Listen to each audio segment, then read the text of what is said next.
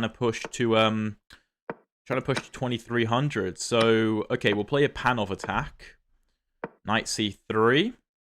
And so the main move is knight c6, yeah, which I like bishop g5 against. Basically just threatening to play take, and then take on d5. So, okay, e6. Now we can go knight f3 because there's no bishop to g4 anymore. And I like, in these positions, to play c5. This is the move I really, really like. And after castles, go bishop b5. And although it looks really strange, I want to take this knight.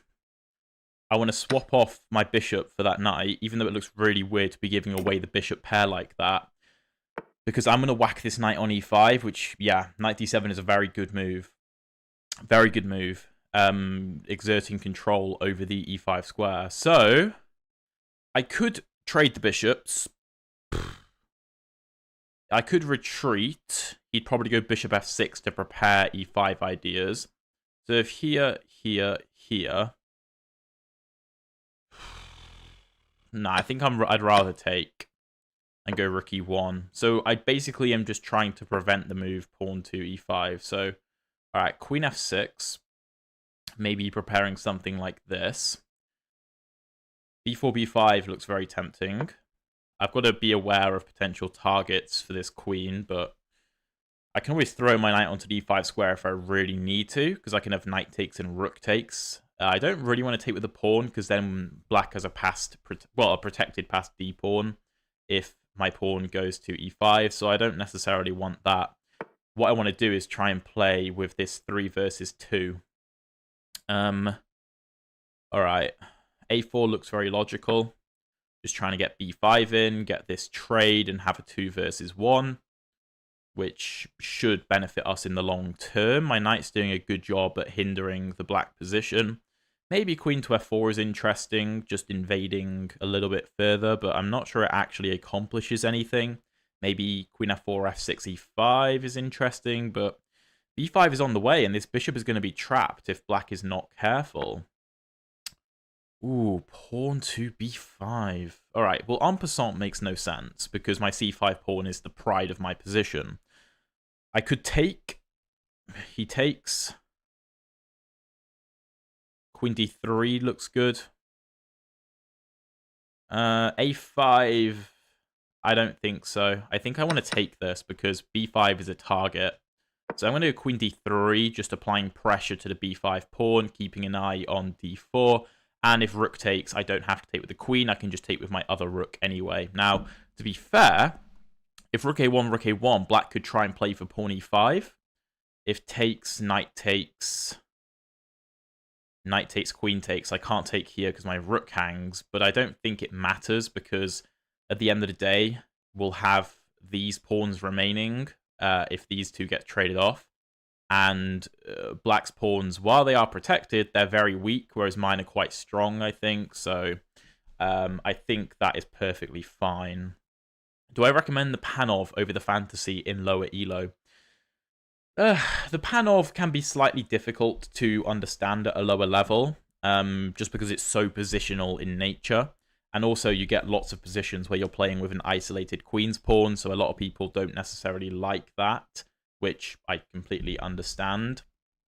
I think the Fantasy is perfectly reasonable. The Advance is perfectly reasonable. Even the Exchange. I mean, I am a big fan of the Panov. I was never a big proponent of the Fantasy variation, but that's just my own opinion. I know a lot of people have a lot of joy with it, so it's perfectly viable.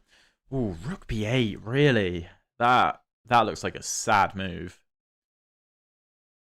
Rook a6. I mean, we're also up on time. There's no increment.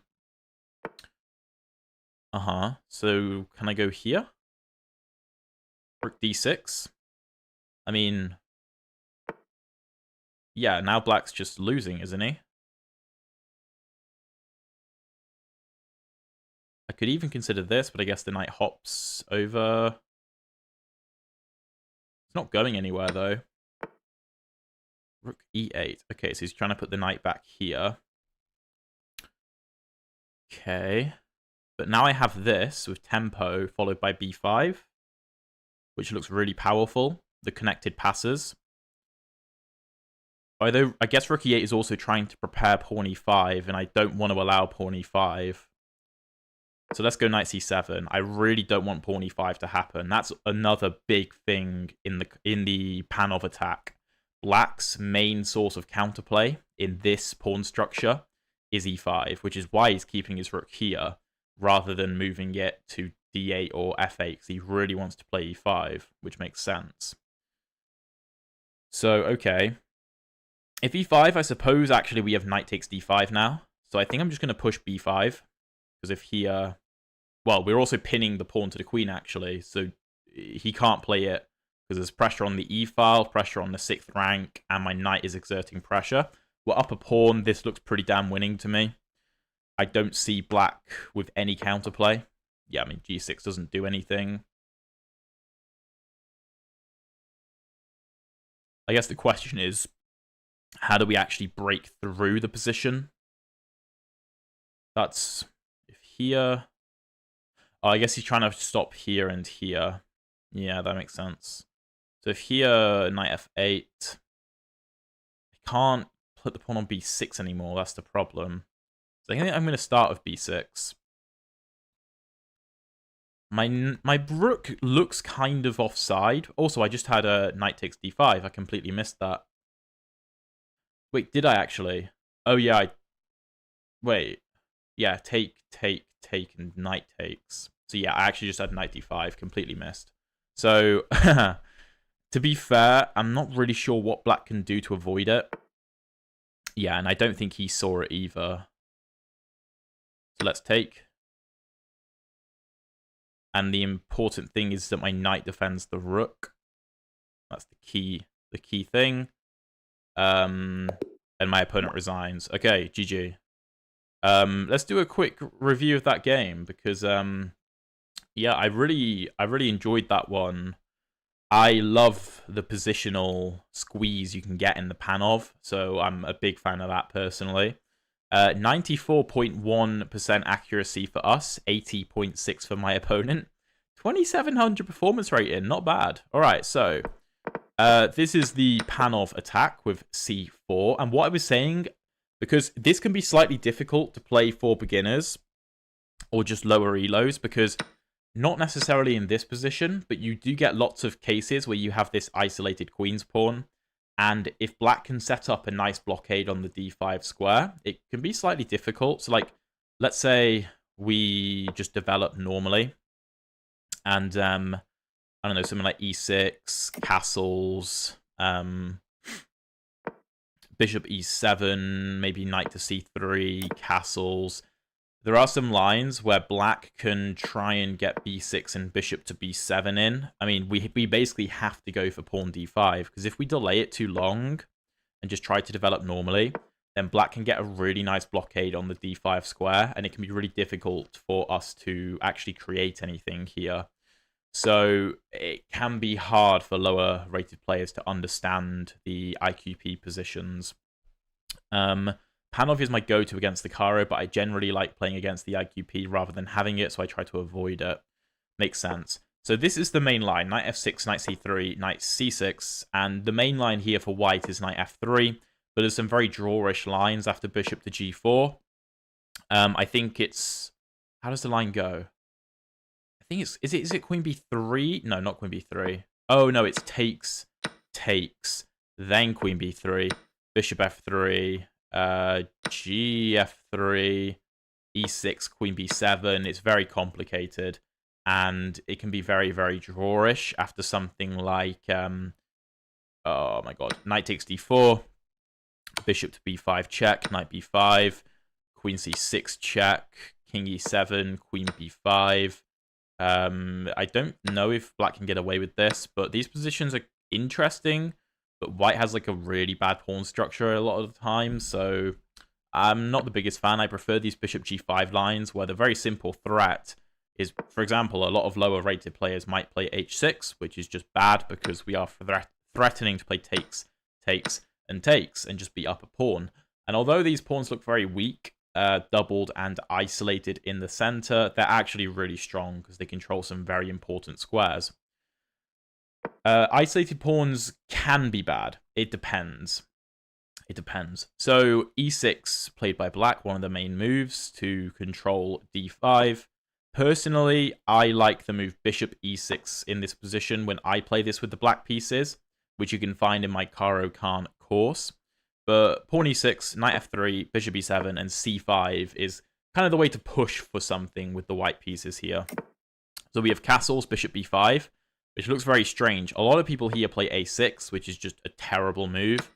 After takes, knight e5, bishop d7, defending the pawn in castles.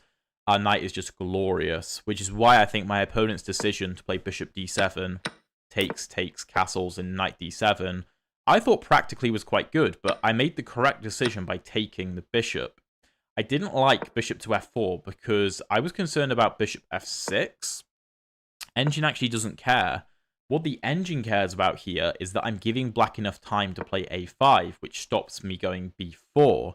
So actually, the reason I have to take this bishop is because I can't give black time to go a5. I need to go b4 immediately, which I don't do. I go rook e1, which delays b4, and now black should play a5, stopping me. And if I go a3 preparing it, I assume a4. So if b4, you can take en passant, and maybe a3 is kind of weak. And I don't really get the 2-on-1 that I want. So queen f6 is a miss because of b4, and finally it's on the board. And now this is very difficult for black, because if a5 is played, I simply push b5 and I trap the bishop. So we have a6, a4, threatening to trap the bishop. Here the engine wants knight b8, b5, bishop d7, knight e5. I mean, this is clearly very difficult for black to play. This 3 versus 2 is just very easy to convert, as we saw in the game. My opponent tries b5, and a takes b5 is the correct decision. I didn't like pawn a5 because I thought my knight wasn't very useful, whereas by taking, my knight is exerting good pressure on the b5 pawn, and this is a weakness for black, whereas my pawns are together and defending each other. So we have takes. Queen d3 is the best move. Yeah. Queen e2 is also a good move, but queen d3 is best. Just allowing my rook to take on a1 and also exerting pressure, making sure that d4 is defended. My opponent goes rook a to b8. I was expecting takes, and e5 here, which is the best continuation for black. And after something like queen e3, rook e8, pawn h3, pawn e4, and knight to e1. I guess the knight's coming to c2 to act as a defensive piece. This is still very difficult for black because my rook controls the open file. If he offers me a rook trade, I don't... Well, he's going to lose a pawn and just lose the game. So my opponent goes rook a b8, which I was quite happy to see because now I can infiltrate. Bishop b7, rook d6 is the best square for the rook. And here, I just have knight d5.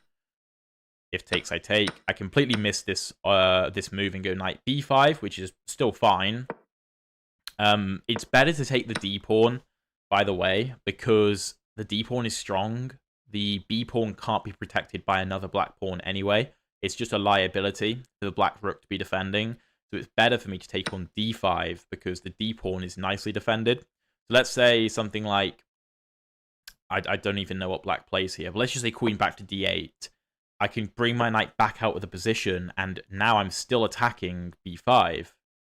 Whereas in the game, after knight b5, rook e8, if I come back to c3, 1, my b4 pawn is weak, but 2, the d-pawn is easier to defend for black, because it's already defended by a pawn, if that makes sense. So after something like queen back to d8, I'm never threatening this pawn again, because it's well defended. So okay, I went knight c7. My opponent goes rook e7. Here I just have the very simple knight d5. I miss this move. I go b5, which actually the engine thinks is the best move, but from a practical perspective, this is better. But this is an impossible position for black. Like, he has no movement with any of his pieces. He tries g6, and I go b6, again missing the move knight d5, but there's not a lot black can do. If he tries queen g7, I still have this, because after takes, the rook hangs. So it's an impossible situation. My opponent goes knight f8, I take on d5, and my opponent resigns. And the key factor to this is that after takes, my knight defends e1, so everything works out. So I hope you guys enjoyed that game. Let's jump into the next one. We are passing 2250. We can pre-move c6, of course. e5, okay. So this is a really strange line in the Caro Kann. You may be tempted to go d5, but actually the best move is d6. And then we can take with the queen. And the queen is perfectly safe here. And if I remember correctly, we can just go for e5 and just get a massive, massive control of the center. Yeah, and we're just better here. Like, clearly better. So, I don't know the best way to develop. I could try c5, knight c6 to try and clamp down. Actually, thinking about it, that looks really nice. Let's go c5 and go knight c6. I'm creating a big clamp on the d4 square. He may be trying to bring a knight into e4 to try and get me to trade with him. This looks very reasonable. To be fair, bishop e7 is probably easier, just getting ready to castle. Yeah, he does go knight e4. So I could take this, takes, and the game continues. Or I could retreat the queen, which I think I prefer. Because there's no need to improve white's pawn. Okay, bishop e3. So the threat is to play takes, takes, and then win my pawn here. So I could go b6 and prepare bishop e7. Yeah, I actually like that. I like that. Okay, knight f to g5. So he's trying to take here, and then after I take back, replace the knight on e4. That's the idea. So I think we just ignore this and castle. He's going to do it. I can't really stop him. That's not a problem. I can just retreat my bishop anyway and prepare the move f5 to cause chaos. Let's go bishop to b7, so there's no tactics. And you can see that my pawns are a big problem for white, sorry. Okay, knight g5. Yeah, it is like a Maroczy bind. I mean, what's wrong with this? What am I missing? Giving my king some luft. Really? Why would he give me the bishop pair? So queen takes is tempting because we're threatening checkmate and the knight, but the knight can just move. I guess if it comes to e4, then we have pawn f5, actually. So queen takes might force the move knight f3. Oh, that makes sense, yeah, because if here we have this. So knight f3, and that's not quite as good of a square. So, okay, how do we want to continue? We could go bishop d6 to prepare some e4 ideas and opening up the bishop. That's possible. We could go queen to f6, which I kind of prefer, threatening the knight and making sure e5 is defended. And now I have the only light square bishop, and it's a monster. So here I can cash in my chips by taking, and after queen takes, pawn takes. Material is equal, but the white pawn structure isn't amazing. That's one option. Another option is to play a slower game with something like bishop d6 and pawn e4. I could also just bring a rook to d8, preparing e4, which I've got to say I kind of like. I like that, just preparing this. So he goes queen e2 to get out of the way. I also like rook to e8, getting on the same line as this queen. Yeah, I mean, e4 might be an idea because of the alignment. I might drop my bishop back to b8 or something. Okay, now he's trying to reroute his knight to the e4 square. I like the look of queen g6. Just threatening checkmate again. Hopefully forcing him to put his knight back on f3. No, he chooses queen f1. f5 looks very good. Stopping here and also threatening to trap the bishop. And I mean, if I get this pawn to f3, it could be quite nice. Okay, knight comes to c4. The knight is well placed, threatening this. So if here that you just drop back, I think bishop f6 makes sense. Defending, opening up my rook. Bishop back to d2. We have a clear advantage here. Our bishops are amazing. This looks really tempting.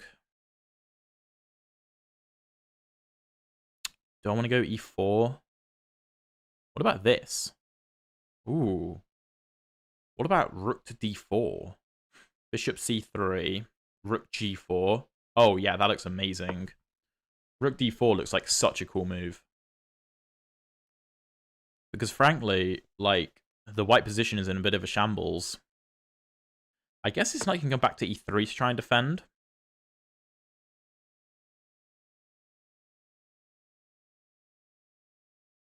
Okay, let me think a second. So, rook g... Oh my god, I've got no time. I've got no increment. Oh my god. What am I doing? What am I doing? I'm throwing. I've got no time. I'm just losing this pawn now. Oh my god.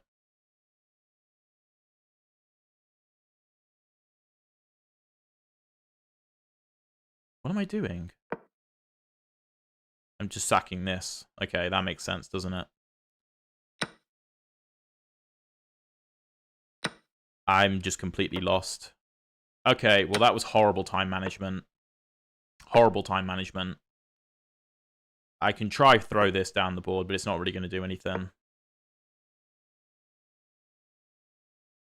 No, I had a very nice position there. I just forgot about the time pressure. It happens.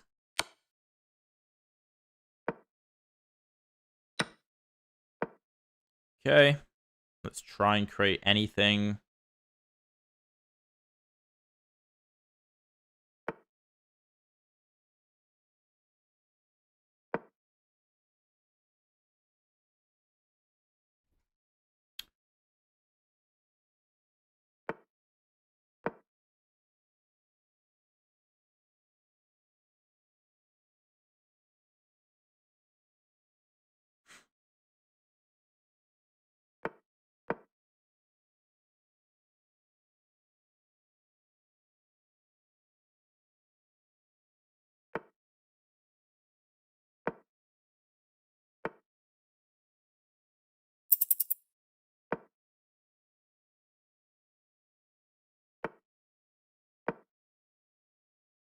That doesn't do anything.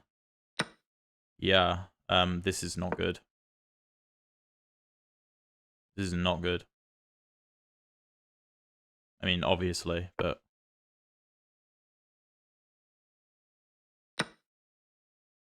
Don't know why I did that. I mean, I've got no time anyway. I have no pawn breaks. No good pawn breaks. No, I'm just completely lost. Terrible time management. I was really happy with the opening. Really happy with the opening, but just threw it away. Threw it away.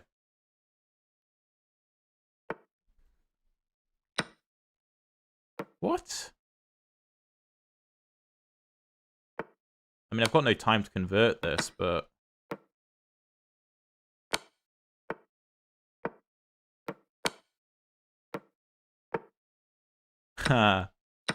Oh, God.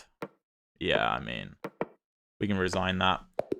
Oh, that was a really solid game in the opening. I mean, this is a really strange line of the Caro Kann, where most people go d5, but this just transposes into an advanced variation, because white doesn't have to take en passant.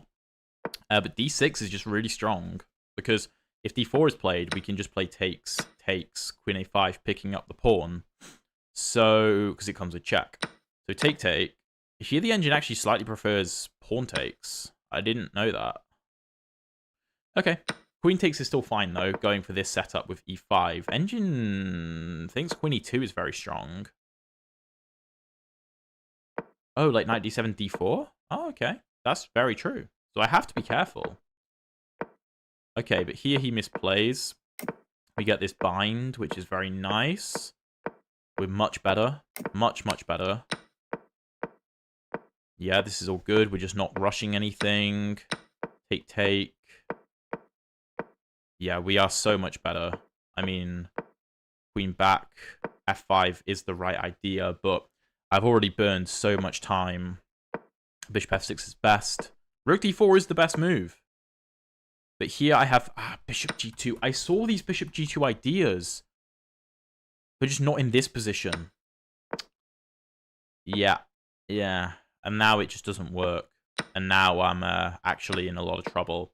Here I need to go rook... Oh, of course rook f4. Because if takes, I have takes. This is pinned. Oh, okay, yeah. Well, after that, I mean... I'm just lost. And obviously my opponent gives me his queen, but it doesn't matter because I have no time left. Here I actually have queen e8, threatening the rook and threatening this. But like at this point, I've got 20 seconds anyway. So yeah, it's not happening. So we don't really have to look at too much of the rest of that because I'm playing with no time whatsoever. All right, let's be much better on the clock this time. Owens, oh god, I hate the Owens defense. What I'll do is I'll counter Fianchetto, try and annoy him. What? Surely he meant F5. No? Hold on, what? Can I take this? Bruv, what? How is my 2200 rated opponent just blundered this? G6, Queen E5. Oh my god, what? How? How is this a thing? I mean, I'm not really sure how I continue the attack, to be fair. But I don't need to. Actually, we'll go for this. Yeah, that makes sense. How on earth have they just fallen for that? H6, okay. That I'm shocked. Completely shocked. Alright, I'm gonna maybe go for this. If this, I have this. Okay, he goes back. Yeah, he's got to be trolling. Like, what? Okay, let's just castle. I mean, I'm not checkmating my opponent, but I'm up a pawn and his king can't castle, so I've got nothing to complain about. I think we just develop normally, to be honest, because how on earth does black get out of this? Don't I have this? 25? Yeah. Yeah, that looks strong. Also, I'm now controlling f6, so no knight f6. Uh-huh.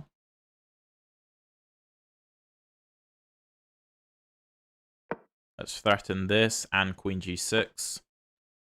Queen e7. That's a good move. But now actually, no, it's not. I have knight d5. That should end the game, because everything's under attack. Let's take. Let's take. c3.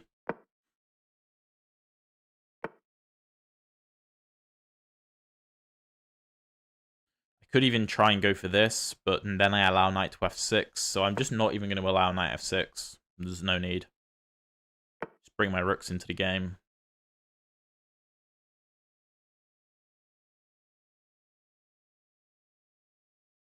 Let's apply some pressure. Quite a few targets here. h4, yeah. I shouldn't be allowing him to play it.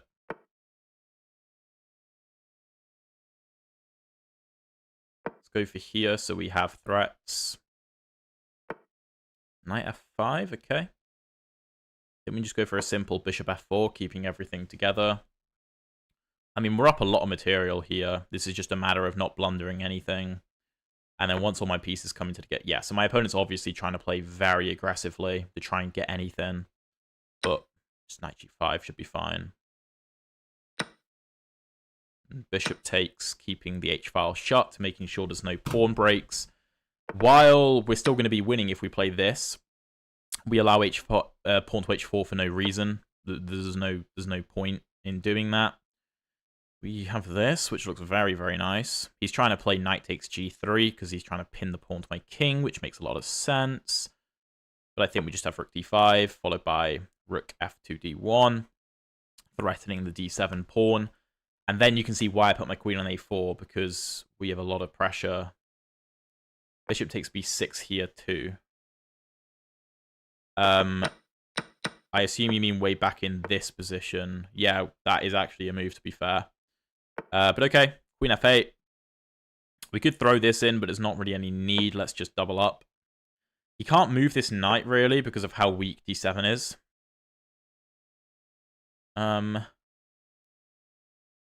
move, kind of. To be honest, I kind of just want to drop my rook back. So maybe I should defend this. Yeah, let's go bishop f4. Let's just defend. Let's be chill. I'm still up a lot of material, so We're in no rush to convert this. Colin, how's it going, mate? Good to see you. Good to see you. I figured I'd just do a live stream just for a change, you know? By the way, what did you guys think of yesterday's video? Going over those Gukash Caro Kann games. Let me know what you thought of that, please, because I kind of enjoyed that format. So I'd like to know if you guys did. I'm just going to drop my rook back to open my bishop up again. D3 is a very safe square because this knight can't target it because of the geometry between them. Queen E8. Okay, I'm just going to snap this and then snap that. Or I can do this now. Let's give it a check. A7 is still hanging, but I'm not that fussed about it currently. King C7. I think I just invest into the pawn. I think that's the play. I'm also threatening this, forcing the knight back here. And now I push, and then that should be it. Yeah, that's a move. It's a move. I could go for this. Queen F8. Just a sort of game-ending move, because if you take, I promote, and I effectively win a rook, and my opponent resigns, because, yeah, there's nothing you can do about that. I cannot believe my opponent blundered such a weird thing in the opening. Some of you might be questioning my G3, Bishop G2 plan, but I just don't want to go into the main lines, to be honest. My opponent here went F6, which is just a bad move. It's just a bad move. I was expecting maybe F5. That kind of made more sense. Oh, yeah, the F key. Yes. Colin, I think you mentioned it in one of my previous streams. But yeah, I now know what it does. I thought you were trolling me. But he goes F6, and it's just like, what? D4, E5, and I actually thought that he knew that he couldn't take back. I thought he was trying some gambit line with like knight C6, EF6, knight F6. This is what I thought he was trying to do. But no, he just gives me a winning position. So you can't go G6 here because I take and then I win the rook in the corner. So that's a very, very obvious tactic. So yeah, I don't know if I found the exact best continuation, but it doesn't really matter, does it? Queen G4 actually is the best move. That's quite nice. But yeah, after this, I mean, the game is just over. I may have missed some things at some point, but my goal was just to play very solid because I'm up in exchange and 2 pawns. Here, E6 is quite strong, because if takes, knight E5, if this is taken, then we have that, but we also have check first. Here, okay, this is a bit unnecessary and complicated, so to be honest, I prefer the way that I played. I prefer my moves here because they're just very simple. Rook D5 is the best move. Here, I do have Rook D7, King D7, E6. I did see these types of concepts of sacking the rook because of how weak the knight was. But again, there was no need. There's no need to be risking anything. We can just double up. And then here, playing very safe. I thought he was going to do this, and then I was going to take on A7, and I was like, well, I mean, this is completely winning. No risk involved, but here I'm very happy to trade the 2 rooks, and investing into the passed pawn made a lot of sense to me because our bishop and our queen can't really do this by themselves. We need to be using the pawn or taking black's pawns. So to me, this was the easiest option, and then Queen F8 ends the game. So, okay, let's jump into the next one. So we're 1 for 1 currently. We have the white pieces again against another Caro. I think... Wait, no, we've had 3 games. We're 2 for 1. Okay, we'll play another Panov. Knight C6, Knight C3, expecting Knight F6. We'll play the same line with Bishop G5. A6. I don't think that's an amazing move, because can't we just take? And then take? What am I missing? I mean, he's stopping bishop b5 ideas, but like, what? Okay. School is the platform where I have my Caro Kann course on. That's why. Okay, so bishop c4 looks fine. Knight f3 looks fine. I don't know. I mean, the knight on a7 is not impressing anyone. If bishop b4, I can consider queen e2, maybe. Again, I can consider queen e2. Offering a queen trade since I'm up material. Also knight e4.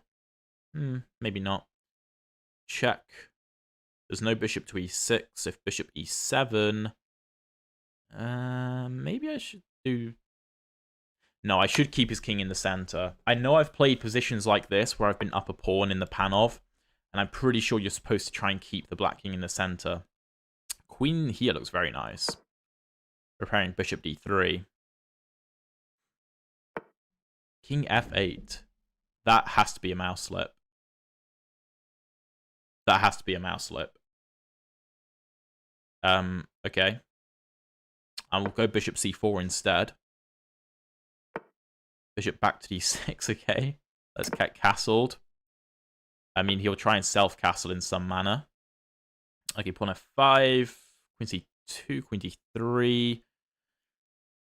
Queen h4 is an option, but I want to keep the queens on the board because his king is weak. So let's go to d3. Yeah, there's pawn g6. So knight e5 looks very strong. He can't take this. This can't be taken because otherwise he fixes my pawn structure and I'm much, much better. f4 is quite interesting. If f6... a4, trying to keep this knight out. I kind of like that. If f6, I guess I just retreat. And the black position is a bit weak. We have a potential infiltration square. a5 looks interesting, but a little bit weak. So I think I'd rather rook e1.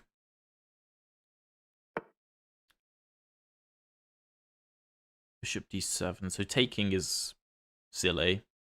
The bishop is not very good. The knight could try and rotate back into the game via c8. How should I do this? I could swing the rook over.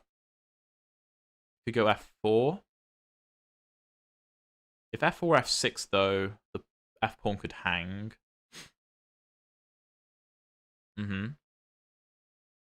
Okay, how do I want to do this?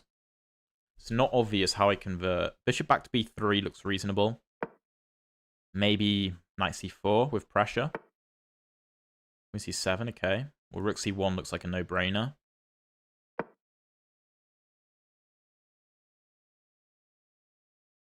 I mean, I'm not sure if I'm actually losing a pawn here. I don't know. Bishop takes. Do I have this? Queen b8. Takes, takes, takes, takes. Wait, what about pawn takes, rook takes, queen d4? Pinning. Pawn f6.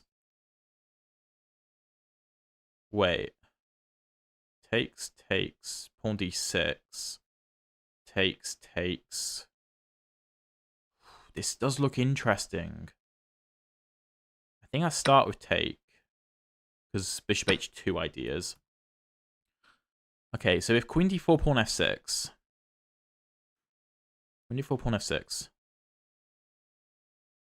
Knight b5. Now, then he has knight b5 and he hits my queen. I've got to move quicker. Oh my god. Time. Time. Alright, this is what we're going to do. This is what we're going to do.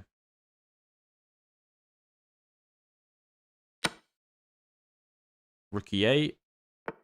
No.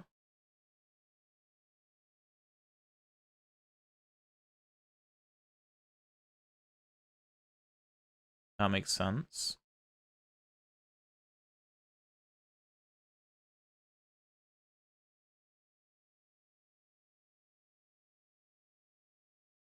How do I do this? I need to defend my rook. I don't know, f4 could be a problem.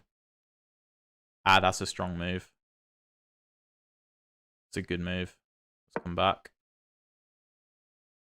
That's a terrible square. I should have gone back to d1. Oh, I've just hung this. I'm playing horribly. Horribly. Horribly. Okay. I don't like my queen on f3, but it's going to have to do for now. This is terrible.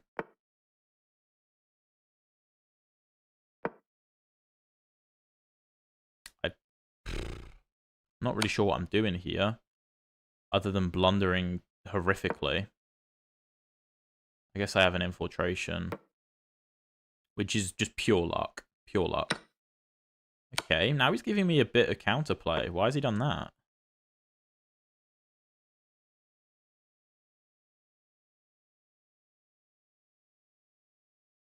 Queen f4.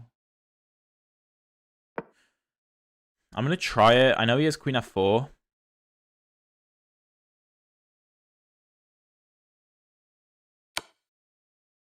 Do I block?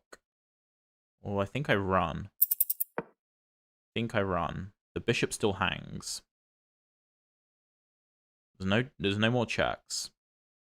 Rook e8, rook h3, king g5. Uh-huh.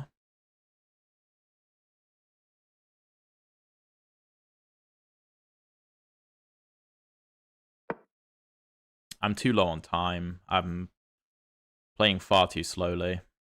Far too slowly. I spent too much time in the opening. It doesn't even matter because I can't land a checkmating attack.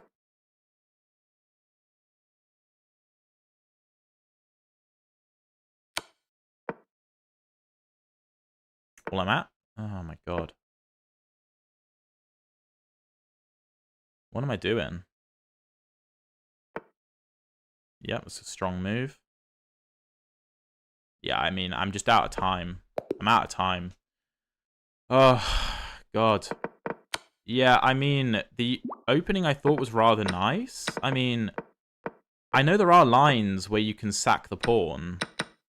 This is a viable line, but we are just better. Bishop e7, queen up. King f8 is actually a good move. And I just have no good way into the position. Okay, this is fine. This is fine. But I mean, I'm already down 2 minutes. I mean, what am I doing here? Like, why am I down 2 minutes so early? Bishop b3 just doesn't do anything, really. Here I should have been trying for h4, h5. Oh, of course, the queen is no longer looking here. And if takes, here, queen d4, f6, d6. Oh my god, of course I had d6. Oh, I had it here as well. d6, because after takes, the queen moves and I get rook. Yeah, that's just game over. That's so obvious. That's so obvious. Instead, f4 is just a silly move. I'm still slightly better. But king f2, I mean, what is king f2? Like, what does that do? h4 makes more sense. Engine suggests a5. To me, that looks a bit silly because of this, but yeah, I don't know what I'm doing here. d6 should have been played way earlier on by me. That was the whole point. And then here, yeah, I mean, I can't really take this because my king is too weak. And then here, I just don't have anything. My opponent played that very well. So, yeah, that was very silly. Very silly. The opening was good. I'm just spending too long in the opening. I just need to speed up. I just need to speed up in the opening. All right, the perk. God, I hate the perk. All right, let's go knight c3. I'm just trying to delay d4. If you know my channel, you know that's what I like to do against the perk. Easier to see with an engine. Yeah, it is, but d6 was the thing I was calculating before I went for what I did. d6 was the whole point, and then I didn't do it for some reason. Because I think I just thought that if black gets the rook trade, he goes rook e8, and he's better. But he doesn't have time for rook e8 because his queen is hanging. That's what I failed to consider. If I had more time, I should have seen that. Well, I hope if I had more time, I would have seen that. But okay, it happens. Let's go to d3. Trying to stop d5. Bishop g5, maybe. f4, knight f3 is another potential idea. Yeah, I mean, d6 makes sense because it disconnects the queen and the rook. Okay, e5. Now we transpose into a Vienna. Okay, well, that's great. I know this stuff very well. Bishop g4. We can set a trap here. After here and here. We set a very nice trap. Sorry, no, I didn't. What? No, I didn't. What? Hello, Alex. Hope you make more videos on the King's Indian attacking Gurganitsa. I'm sure I will in the future. I mean, the Gurganitsa, I'm going to be honest, I haven't played in a long time because I've been really enjoying just the normal advanced Caro Kann. But it's a very, very good system. Like, it's tricky. Oh, my opponent just falls for the tactic. Lol. Very nice opening trap. I talk about this in some of my videos, and I execute it in some of my videos. It's just a really nice trap. Like, I've caught so many people out in this, even over the board. I've caught people out in over the board classical games in this exact trap. And yeah, knight c2 isn't good enough. It's not good enough. Okay, so how do we actually convert this? We can go here. Here. Takes, bishop takes. Yeah, could do. Could go knight to d5. I mean, I could just go rook b1, but I don't really want to. I feel like we should be going after the black king, not playing defense. If here. Here. If he okay, no, he actually goes to d7. That makes sense. Well, let's keep the king in the center with queen g4 check, stopping the king from running to c8. King marches up the board. Oh, are there ads? I didn't think there were ads. Okay. So we could give this check. Queen d6. I would assume. I'm up 2 pawns. To be fair, if I get a queen trade, then d3 doesn't hang, does it? That's true. I'm trying to be accurate here. I guess if here I have this. Yeah, so if queen d6, I just trade. And now I go rook b1. And now I'm up 2 pawns. Yeah, so now we go bishop to h6. Trading on my terms if he wants to trade. He also had ideas of bishop h2, king h2, and rook to f1, by the way. So, have to be aware of that. Oh, okay, Adrito, that makes sense. That makes sense. Okay, rook g8. I assume we just kick the knight out. I mean, knight here we've discovered check. Actually, no, knight here. Hold on, we actually win the knight after knight to e2 discovered check. Look at that. Backwards knight move to win. Okay, bishop c5. That's an interesting move. So I can take this. I should. Because it comes with check. So I could sack. But I think bishop e3 is far easier. If rook to d8, I actually can take on c5. Because after king c5, I have knight to e6 double check. And then I'm up a piece. And if rook d8, I could also just play something like knight to f5. Moving and defending. But after takes and knight takes, rook d3, knight here check. I think this is easier. If here I take and defend my rook. So, I don't know, slightly fancy. But I think this is genuinely just the most forcing way to go about this. Because after king takes check, king moves somewhere, takes and takes, I also get pawn d4 in. Okay, the king actually can't go back. You'd have to go to like c6. I get pawn d4, so I save the d-pawn, and then I have these central pawns, which are nicely protected and very strong. There's no way for black to punish me. And then I can take. I could also give a check on the c file if I really want to. But to be honest, for the sake of simplicity, just d4. Rook e8, just go e5. Now everything is nicely defended. The king can come in, but it doesn't really matter. King's going to try and wander up this way. I'm just going to let him, because if here, I can come here. My bishop protects the pawn protects the other pawn, and my king protects the bishop. All very easy. So, just trying to keep this nice and simple. I think the easiest move might be rook e1, followed by e6, offering the pawn to get a rook trade. I hope... Oh, mate... It seems you guys quite enjoyed that tactic, actually. Yeah, we can go over that after the game. But yeah, I suppose that was a nice tactic, to be fair. I guess it just felt... To me, it felt rather obvious, but yeah, I guess it was quite cool. I'm just realizing the better setup is to do this. Because if I bring the bishop here, then this hangs. So the better way is to go bishop h4, bishop f6. And then my bishop protects both pawns. And then I can just bring the king into the game, get my king over to f7, and the game ends. Yeah, now I just march straight up the board. I'll happily trade, no issue.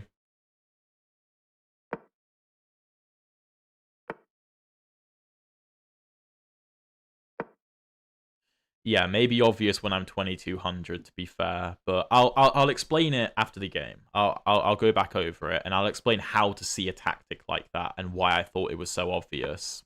I'll explain, don't worry. I'm literally just going to bring my king to f7. That seems like the easiest win. We'll go b3 just to stop anything. I mean, not like black actually has anything anyway, but...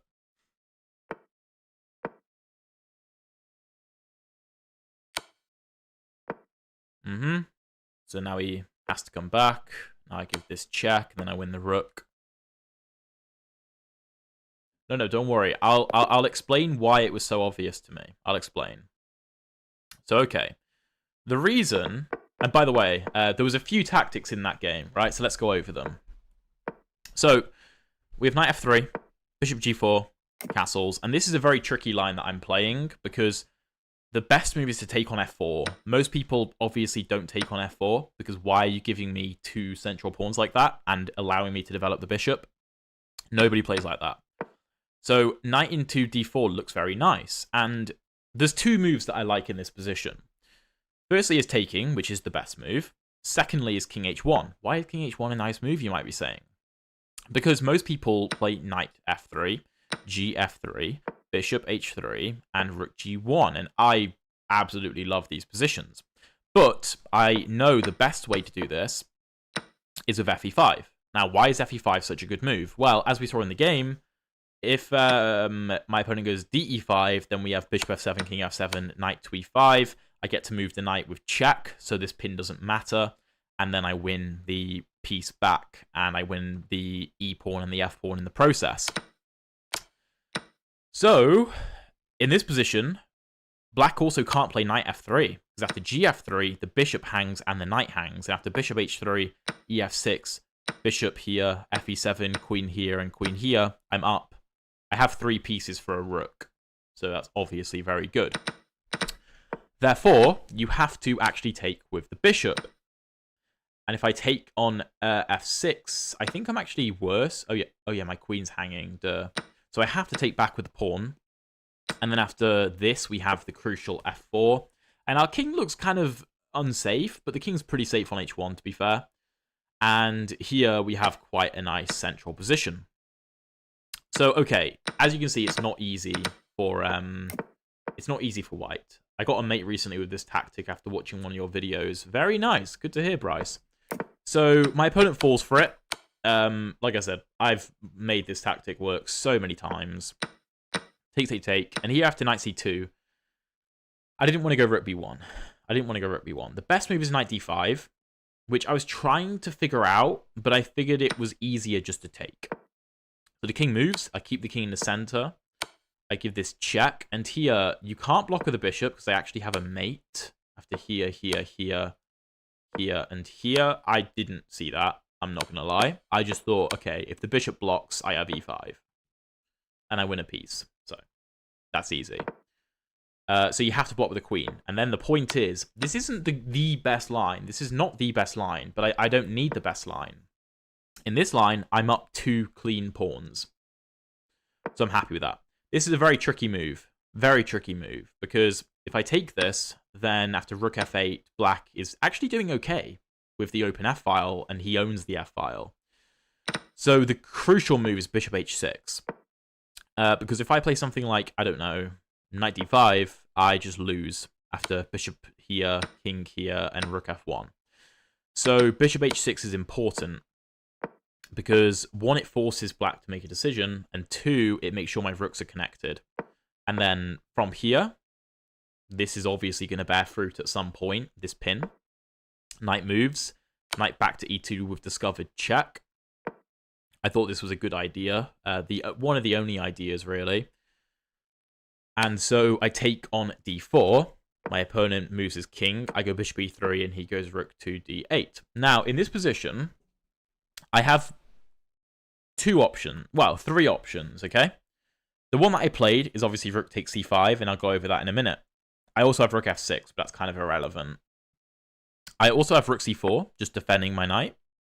Or I have knight f5, bishop e3, knight e3, and rook takes d3. Right? So I have a few options. The reason that the sacrifice was so obvious to me is because it's like, okay, if this knight, if I could move this knight with a check, I'd win the game because the bishop would be hanging. But I can't move the knight with a check. So it's like, okay, yeah, sure. d6 is the square I want to go to because I'm just hitting the rook and the bishop, which would be amazing, except the bishop can take my bishop, and then I'm probably losing after knight d6. Okay, I'm slightly better. So, even though I'm going down the exchange as well. So, the reason I find this is because it means that knight d6 comes with a double check, because I bait the king out. And obviously I'm hitting the rook as well. So I sacrifice a rook for a bishop, then I win a rook for a knight, so it's equal material, but I get d4. And that was what I really wanted, because now I know I can win because of my passed pawns. And obviously, as we saw in the game, as it progressed, the passed pawns is what won me the game. I mean, I'm up a piece, so I'm winning anyway, but this is by far the easiest way. And here the king has to move, and then I would have taken this and ended the game. So, alright. Hopefully that all makes sense to you guys, and why it was a very obvious move for me. We have another Caro. What are we going to get? Okay. The classical. Let's see if we get the Tartakower. Don't I play 3-2 Blitz? I normally do, but I'm trying to play more 5-0. Okay, this knight is misplaced on f3. But we'll see how my opponent plays it. Okay, bishop e2. That's fine. So here my opponent's giving us this diagonal, so I'll happily take it. Attraction tactic. Yeah, I think that's the technical terminology. So here we just have a good position. Okay, knight h4. Don't I have bishop here? Don't I have this? I mean, if this... I can't say that looks particularly impressive. Bishop here, c4, bishop here. f4. Well, then I have f5, and I should be better. Okay, my opponent offers me a bishop trade. Let's consider this. So, I should accept the trade, because this knight is terrible. I should accept the trade. But how should I do it? Well, I could take, and queen takes, and then this knight is trying to come into f5. So, rook e8, knight f5, bishop back. I could also go g6, stopping it altogether, which is rather nice. Yeah, let's do that. I think g6. And now this knight looks a bit silly. He can go bishop h6, I'm well aware, but then I just go rook e8, and like, it's not that deep. Not that deep, because there's no kind of checkmate, and I always have bishop back to f8 if I need it. Alright, let's go queen c7 with tempo. Forcing... I thought he was going to go knight back to f3, but alright, h3. Let's go knight d7. Okay. Let's go rook to e8, contesting the e-file. And this is a very classic Tartakower type position, where I think my plan is to do something like this. Yeah. He could try some sacrifice, but I have too much defense. Yeah, so he actually goes knight back to f3. So now I'm going to grab the e4 square. And he can try and grab the e5 square. I don't know if it's quite of the same caliber, though. I'm not sure. So if knight e5... I mean, I just take. I guess if rook takes his bishop here. So that doesn't quite work, actually. Okay, a3, I don't understand. Let's go knight e4. I could double up. Isn't c5 a move in these types of positions? Most of the time, no. Most of the time, no. Because actually, c5 is quite a risky move, because white can try and play d5 and get a passed d-pawn. I'm trying to make it hard for him to get a passed d-pawn. Okay, bishop back to c1. I mean, doubling up looks very nice. What else can I do? f4 is interesting. Not just yet, but it is interesting. I think doubling up. Although maybe this... Maybe I should go rook d8 to stop any pawn d5 ideas. All right, knight g5, offering me a knight trade.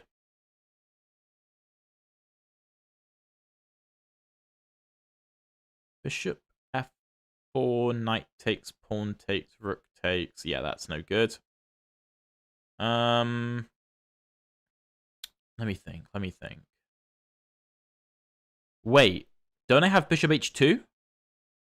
King h1? Knight f2? Rook f2? And rook e1? Hold on. Isn't this just winning? Yo, that's a sick tactic. Yeah, this works. Knight f2. Guys, that's pretty sick. And I think doubling up is probably the easiest. That's pretty cool, eh? That's pretty cool. I'll explain after the game how I spotted that. I'm doing very well, thank you. You've got the Hampshire Congress. Hampshire. I wonder how far away Hampshire is from where I live. I actually don't know. How are you feeling about it, mate? How are you feeling? The bishop on g3 is gorgeous, by the way. Absolutely gorgeous. I mean, I could have offered a trade of bishops, but to me, I just stopped the knight from moving because of this. I also have checkmate ideas, so... Alright, bishop d2. Let's bring the queen in. Yeah, no, Hampshire Congress sounds very interesting. Why are you nervous? Yeah, back-to-back crazy tactics, for real. This has been a good stream so far, hasn't it? Alright, so white is trying to avoid a queen trade, of course. I mean, yeah, it's not like he has anything. Let's just invade. Probably just go for this. Yeah, this one is definitely better than the previous one because it was way less obvious. Kind of like there was a lot of murky stuff going on. I haven't played an over the board tournament for nearly a year. Have you played much over the board chess in general?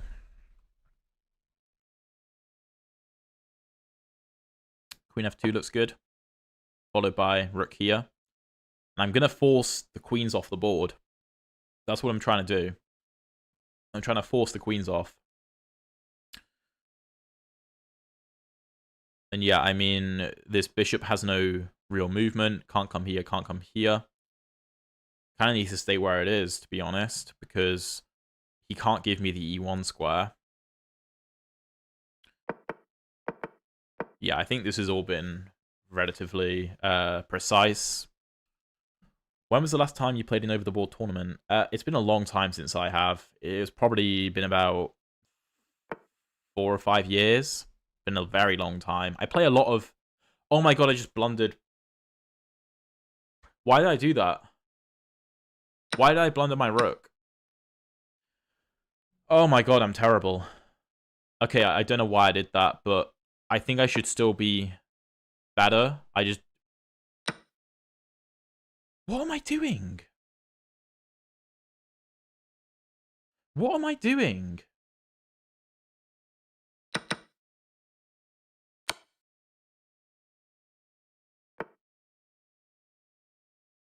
I don't know what I'm doing. He has a perpetual. He doesn't go for it. I'm so bad. I am so bad. Oh my god. Why have I done that? I mean, this is just silly. Very silly.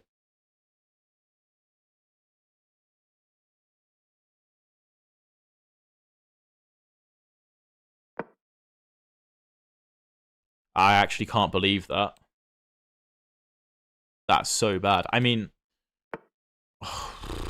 yeah, his queen is very good. I mean, I'm up a pawn, but it hardly feels that way.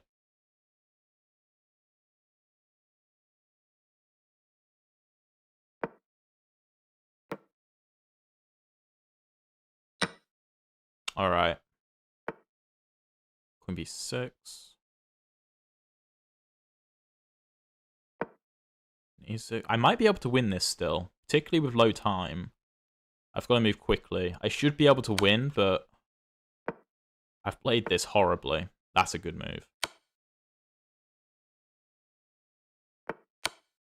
It's going to repeat.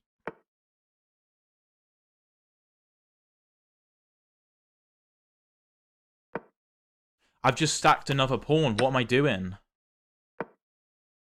Dude, what am I doing? Oh my god.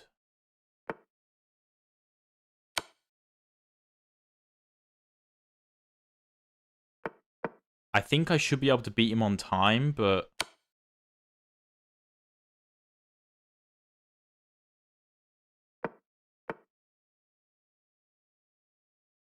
that's a strong move.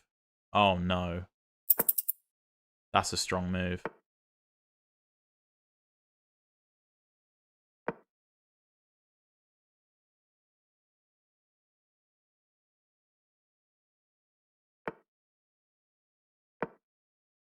Okay, I'll trade. If I could have just taken the pawn. What am I... yep. Oh my god.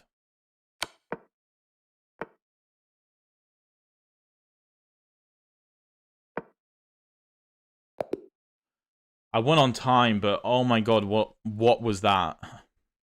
What was that? I mean, for a start, I should have just taken this. And then I should be able to win this, particularly with this time situation.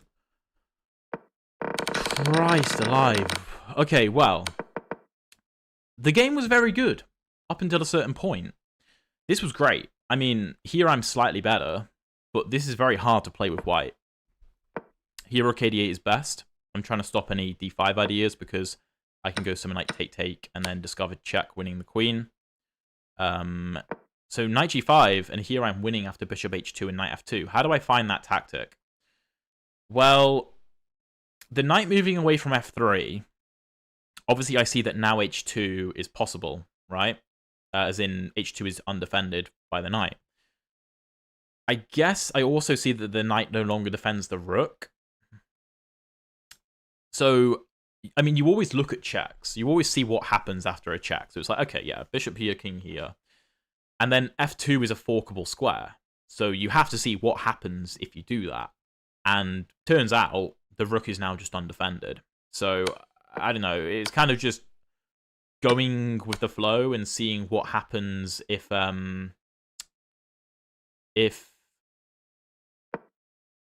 am I trying to say? Seeing what happens if you play the forcing moves, basically. So, yeah, I mean, here the engine likes rook c1. Rook c1, bishop f4. Oh, that's very nice. That's very nice. But yeah, I mean, here I thought I played this quite well, to be fair. Like, with bishop g3, bringing the queen in. This is the best continuation. Queen f2 is the best move. Here I just need to push the pawn. That's all I need to do. If I push the pawn, white pushes the pawn, I push the pawn. If knight takes, now I get rook e2. That will force... It will force a queen trade, and then I'll win the game. I mean, I can win a piece here, but, like, even if I just do this, I'm completely winning. However, me being a complete idiot, decided to completely blunder the rook. I'm still winning. I then blunder another pawn for no reason. Absolutely no reason. And here it's a draw. And I literally saw the better move, which is queen e1. I saw this. Because I'm winning material, but I didn't play it for no apparent reason. I don't know why. I guess I just saw this, but then I realized, well, it's actually just queen b8, and I'm caught in a perpetual, but my opponent didn't go for it for some reason. Queen c8 is the best move. Queen e8 is best here. Okay, but this is fine. This is also fine. This is fine. Give a couple checks. And then here I just gave away a pawn for no reason. Literally, I mean, to be fair, there's not a lot I can do, but Christ, I should keep hold of the pawn. I mean, queen f6 should have been considered as well. But, yeah, I mean, I would have been lost at some point. I'm sure that white was maybe lost at some point. Actually, no, it's basically all zeros. This is all zeros. That's quite funny, actually. I was hoping you'd go for this and let my king up the board, because I have some potential attacking ideas, like queen e5, maybe I have pawn f5. Okay, here I'm losing after queen e7, actually, but it was interesting. But let's jump into the next game. That was a weird one. That was a very weird one. Of course, we're pre-moving c6. Go for a Slav. I'm not familiar with all of the theory in the Slav, but okay, bishop g5. We'll play the Cambridge Springs with queen a5. Lots of different tactical ideas in this. My opponent plays the best move. I think we're supposed to take here, forcing bishop takes. Then we win the bishop pair. Yeah, and then after knight takes, drop the queen back to c7. And basically, we can't play e5 just yet, but we have a very... Oh, it does say climbing to 2200. Well, we're going to 2300. What am I on about? Let me change that. Thanks for pointing that out. Climb to 2300. We're well over 2200. Okay, how do we want to continue? Bishop e7, I think. Just castle. Probably want a fianchetto. Probably want a fianchetto. Play for c5, maybe. These knights are very good. The white minor pieces are quite nice. Wasn't f7 hanging? In the previous game, you mean? Okay, let's go here. This is fine. He might go queen c7. Sorry, queen c2. Threatening, takes, takes, and takes. Queen here. No, okay, he takes first. Right, let's take. b4. Okay, he's trying to clamp down on c5, which makes sense. Let's go queen d7, getting off of the c file. So if this, I have this. Probably. Also, maybe ideas over here. Maybe e5 can be a move. If knight here, I might take. Okay, queen c2. I think g6 makes more sense than h6. Because white has no dark square bishop. Rook d8. Let's say makes sense. Just clamping down on d5 massively. Okay, that's interesting. Now I could use this square if I want. e5 I can take. Here, if bishop here. Where would I want my queen, though? Would I want to come over this way? Not sure. I mean, c5 is normally the idea, but I just can't make it work currently. I think I should probably go rook c8. Probably. Just to defend. c5 looks pretty impossible. 94. Okay, let's just drop back. h4, h5. Maybe the sacrifices at some point. Like knight here and bishop takes, something like that. This looks a bit silly.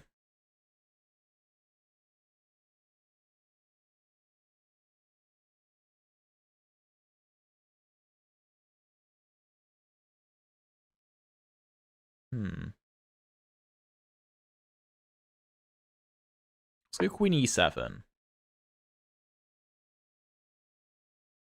I think this doesn't work. I guess I should have maybe considered queen e8. I'm not sure this works. Here, here, here.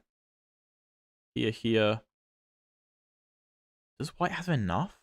Rook here, maybe? I mean, he doesn't have a mate. Could go e5.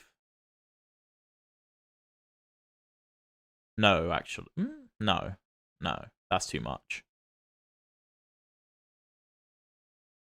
Queen e8, queen h7, queen f8. Sorry, king f8.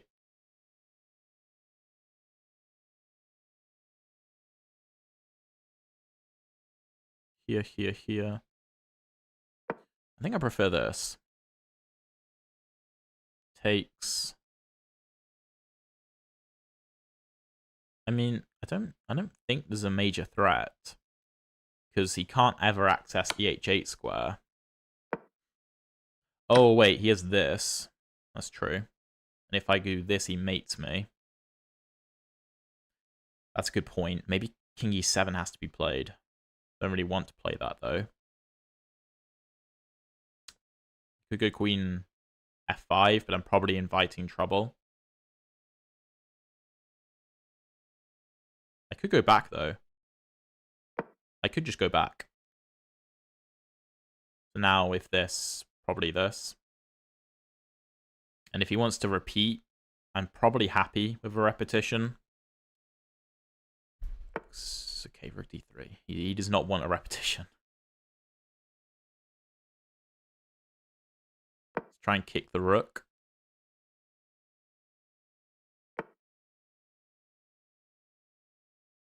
No, if I do that, I get mated. Let's come back. I don't think I have a way to win this, really. I think it's just a case of defending. Which... Whoa, what?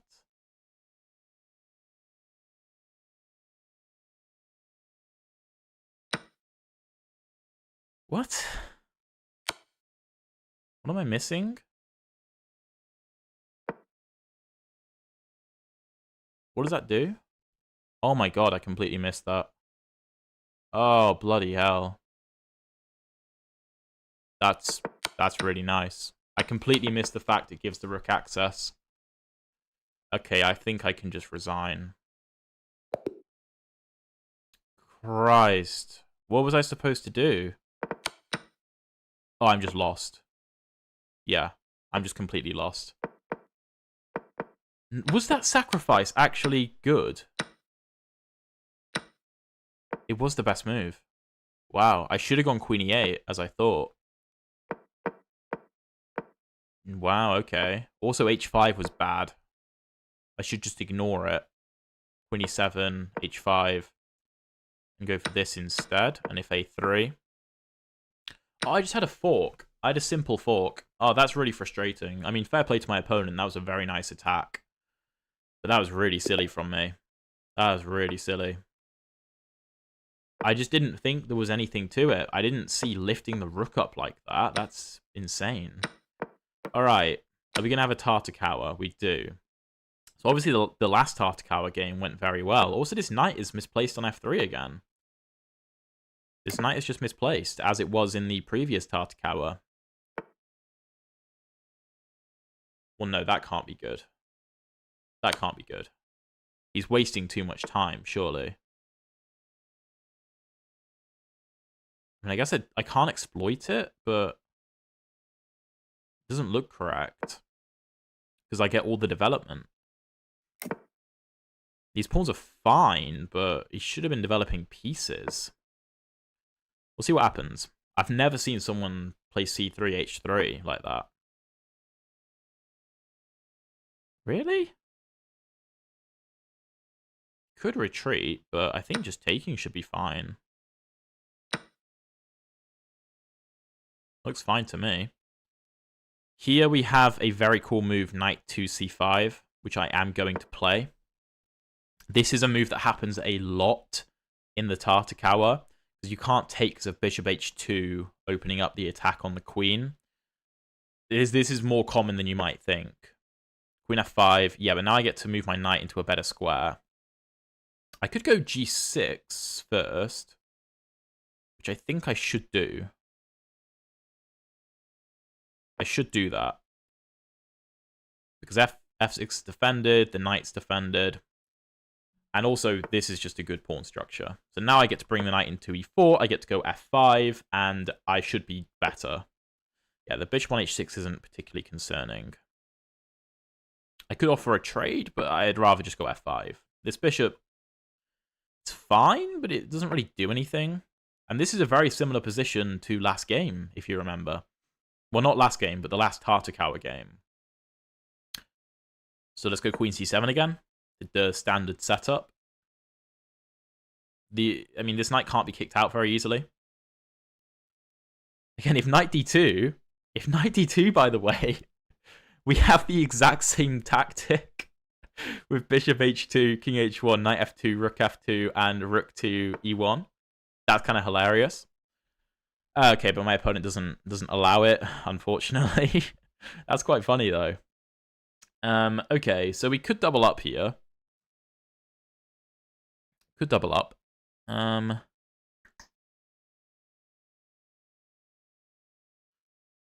Bishop f4 looks nice. Offering a trade, he doubles up. Could go here. If here I take, double up. Let me consider that. Here.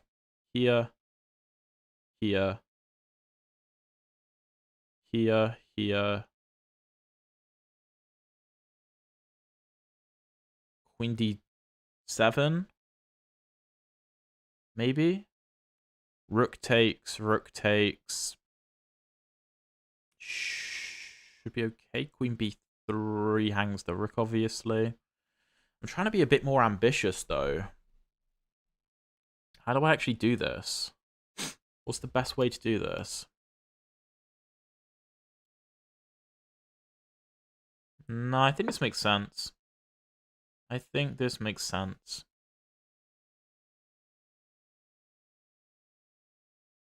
Okay, let's just try and double up. He might not go knight g5. He might not. Of course, I should again consider this, but I don't think it does anything.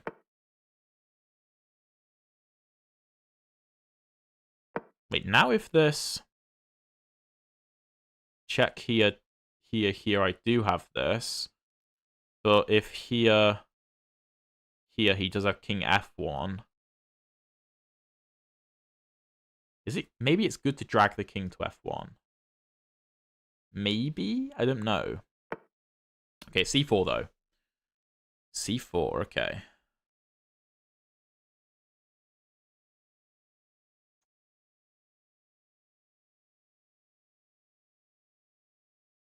c5. No, I don't really want to do that.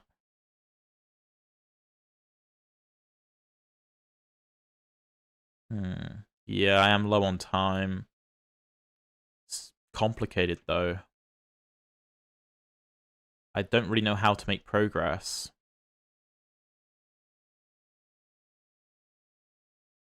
Oh wait, no, okay, let's go bishop to b4. That makes sense. Let's hit the rook. Try and make it move somewhere. Yeah, it does.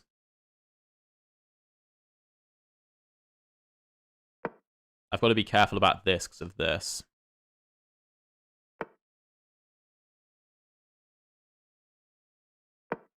Try and reroute. I don't know if I'm trapping my rook.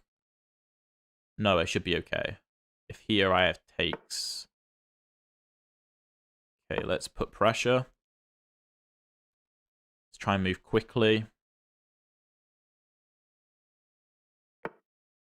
Maybe 3.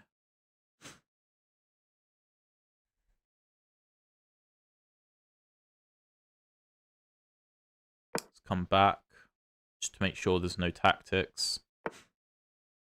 Take.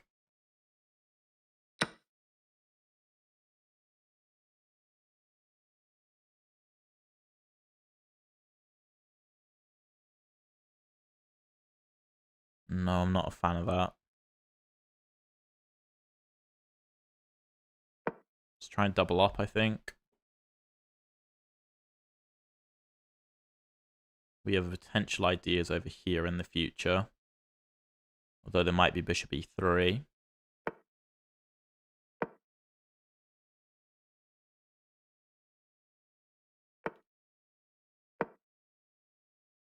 Apply a bit of pressure. b5, queen a5. I think that's okay. I don't think the rook fork worked earlier. c4, what does that do? Oh, is he trying to do this, this, and this? Maybe. If here... I could do something else, though. I could just go, like, queen d6. Bishop takes. No, okay, then.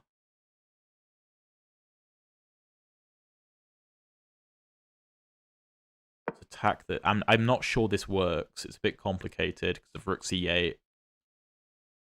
And I don't want to calculate it right now because I have no time.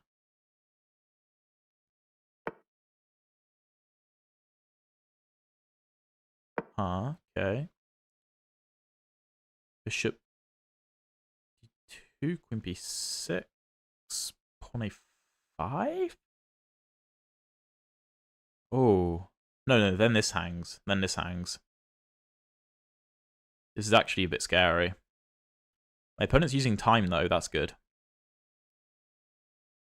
I mean, if here I could bail out like this, which isn't great, but it's not the worst.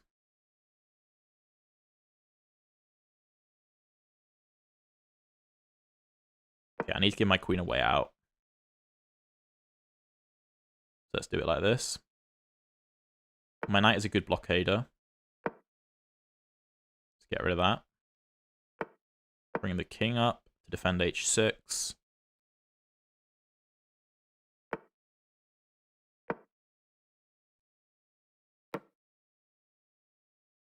Trying to catch up on time. Queen c3 maybe? No, that's no good.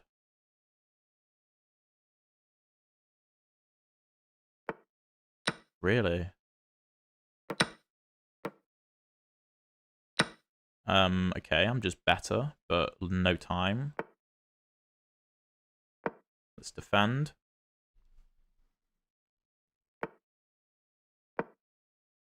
Get out.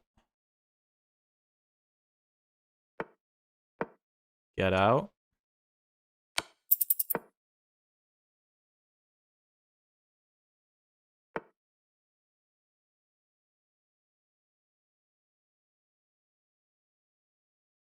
I don't have moves.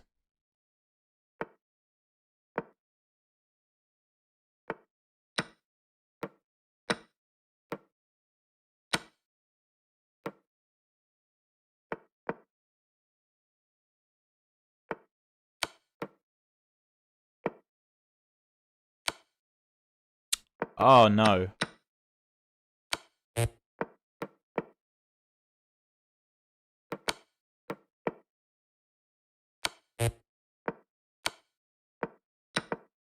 Oh, God.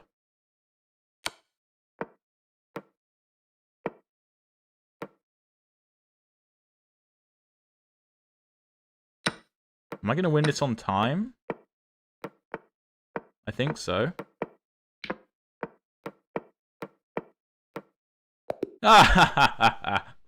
Oh my God.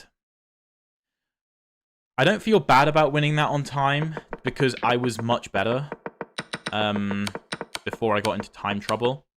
I mean, in this position, I'm much better. And the reason why is because the rook can't access c7, and I'm up a clean pawn.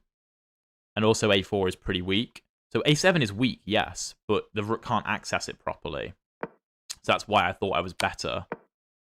Here I needed to go f5 or king e6. Obviously, I mean, I had no time. I completely blundered this, and I just tried to flag my opponent here, which was quite funny. But yeah, the opening was quite good. I mean, we are basically equal in this position because white took so much time about developing.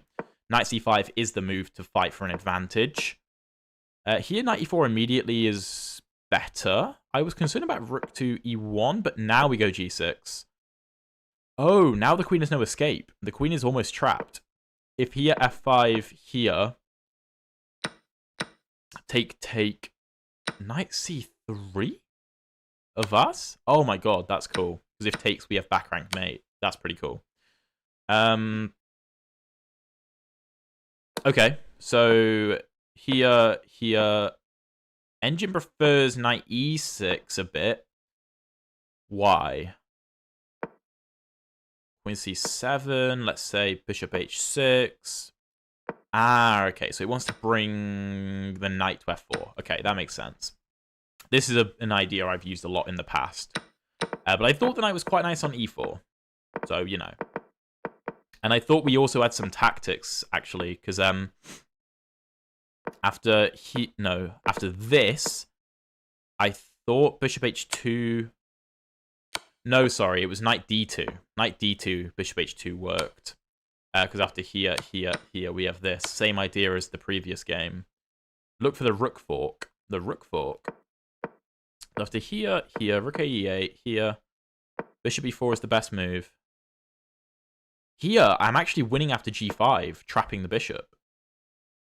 And if bishop takes, knight takes, the rook is hanging. And if rook here, I have this first. Okay, that's quite cool. I didn't see that, though. Here, I did this. Again, g5 is winning because I'm trapping the bishop. I, again, didn't see it. Rook back here. Where is the rook fork? Take. Here. Queen moves. Bishop e3. My queen is getting very, very close to trapped. Here, b5 is the best, but I bring the knight back. Queen a5, rook back. Here... Oh, here I have rook e3? And if takes, I take. So the queen has to take. And then after rook e7, the queen tries to hold on. I have rook e1. What on earth? Then bishop e5 pinning the queen. Okay, that's nuts. That's nuts. Okay, that's pretty cool. I'm not sure I would have seen that. And then, yeah, I thought I was better here. And I mean, here I'm just going up a clean pawn. And importantly, my knight stops the infiltration and my rook defends the knight. I did actually... I couldn't actually figure this position out. Because I can't move. I can't move my rook anywhere. Oh, I forgot about d6. But that's... Wait. To here. Am I just winning? I guess so. Anyway, yeah. The endgame was obviously a bit cheesy. But, you know, it happens. And I think I deserve to win that from the opening in the middle game anyway. Alright, another perk defense. Let's try and be aggressive. Go h4. Let's go knight. Do I want to go? Let's go d4 first. Let's go a4. Making sure my bishop has an escape route. e5, yeah. Bishop to e3. Let's do that. Knight to f6. Okay, I've got to watch for potential tactics, but I think I'm fine. I want to plant my knight on g5 to target f7. Queen e8. Doesn't really solve the problem, but okay. g4? Don't know if that works. A bit risky. Bit risky. G4 knight takes. I don't really have anything, do I? I should probably go F3, shouldn't I? Stopping the knight coming in, making sure this pawn is secure.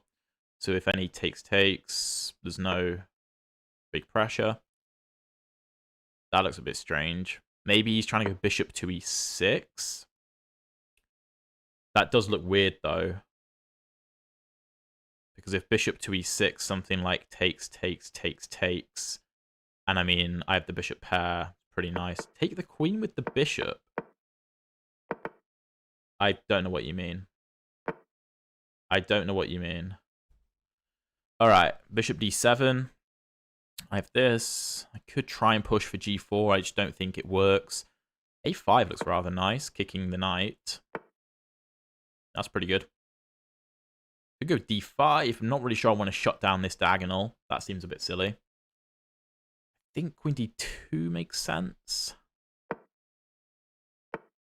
A6, okay. I could castle queenside, but don't know. Should I castle queenside? Could still go kingside, to be fair.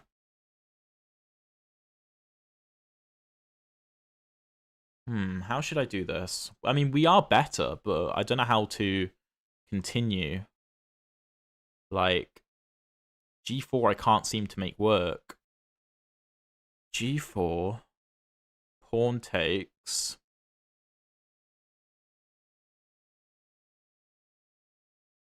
Pawn H5. He just says pawn takes, doesn't he? And what am I doing? Queenside castle B6. I think it's the correct thing to do. I do think it's the correct thing to do. Yeah, B6. Let's take. I have ideas of going after the bishop, but not right now. Do I, actually? Because if take, I have take, follow... No, the knight defends. Yeah, okay. Not right now. I want to go for G4. That feels like the best idea. I can start with King B1. A5, A4 is on the way.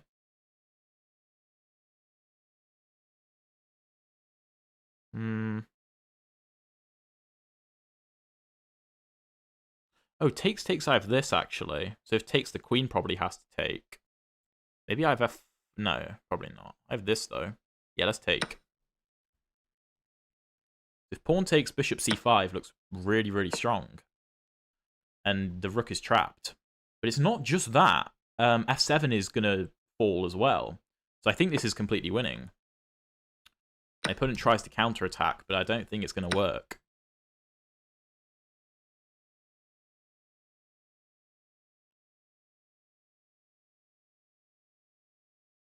Yeah, let's go knight takes.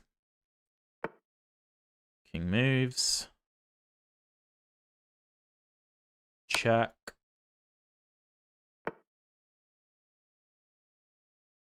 G4 looks pretty good. G4 looks pretty good. I can always come back. If takes... No, I'm walking into trouble.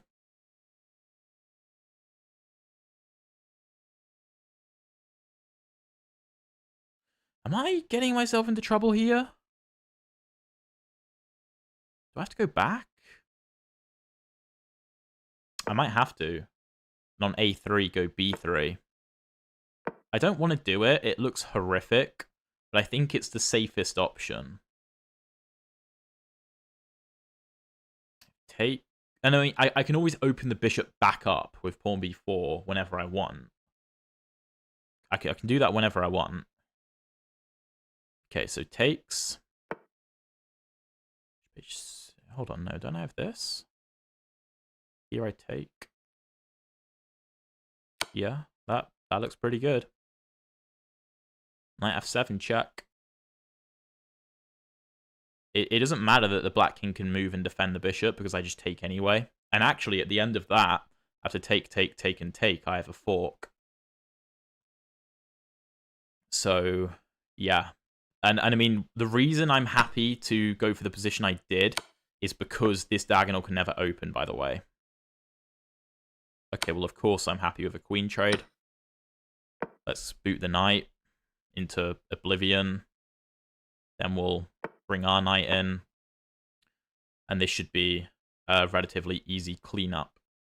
I mean, the a3 pawn is obviously annoying, but it's not going to lose me the game by it existing. I mean, I'm up an exchange and a pawn.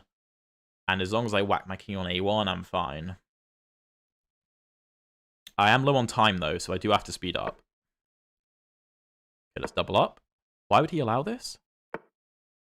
Okay.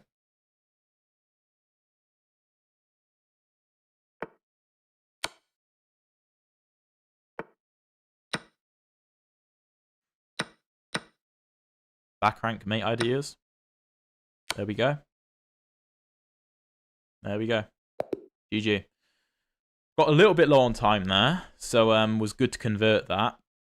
That was quite an interesting game, I feel like.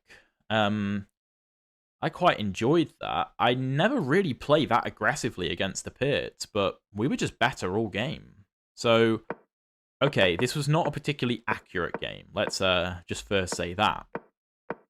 So a4, not the best. Knight f3 is better. e5, I was happy to see. Bishop e3, knight here. Castles, knight g5 is a mistake because of knight g4, which is very true. So I was very happy when queen e8 was played, because now I can get f3 in, and now there's no knight here. The engine says it's a miss. It prefers d5, but d5 knight here. It wants bishop back to c1, followed by f3, I guess. And I guess this is more of a King's Indian, actually. So f3, knight b6, bishop back, bishop d7, a5, kicking the knight, queen d2 is fine. And here I was trying to figure out if I should castle queenside or not. And it is actually the best option. It is the best move. And after b6, I just have to assume that I'm fine here. So de5 is the best move. And de5, bishop c5 is actually the best continuation for black. However, I thought queen e5 made more sense. Here, I was initially going to play bishop to d4, which is fine. But I also have bishop here, pawn here, and queen d6, which I initially missed. And we're only up a pawn. That's not really the problem for black. The problem is this pawn is weak. This is weak. I didn't mean to do that. Sorry. The problem is after queen takes, bishop takes, pawn takes, queen takes, rook takes, everything in the black position is weak. And not to mention f7 as well. Also e5 could be a problem. I'm going to double up. It's very, very unpleasant. So bishop c5, a5, take. Knight takes is fine. I thought he was going to go a4 here, which he didn't. He went king h7. So I brought the knight out of danger. g4 is a mistake because of a4. Here I was deciding between bishop f7 and bishop to a2. Bishop a2 is the worst option, but it's still fine. a3, b3 is best. And it looks horrific for my bishop, but I just thought, okay, let's stop this pawn from getting anywhere. And I'll open the bishop up in the future. Here, I was very happy to see bishop h6 because of my knight to f7 move, which is quite cool. Of course, if queen takes like my opponent did, we take here.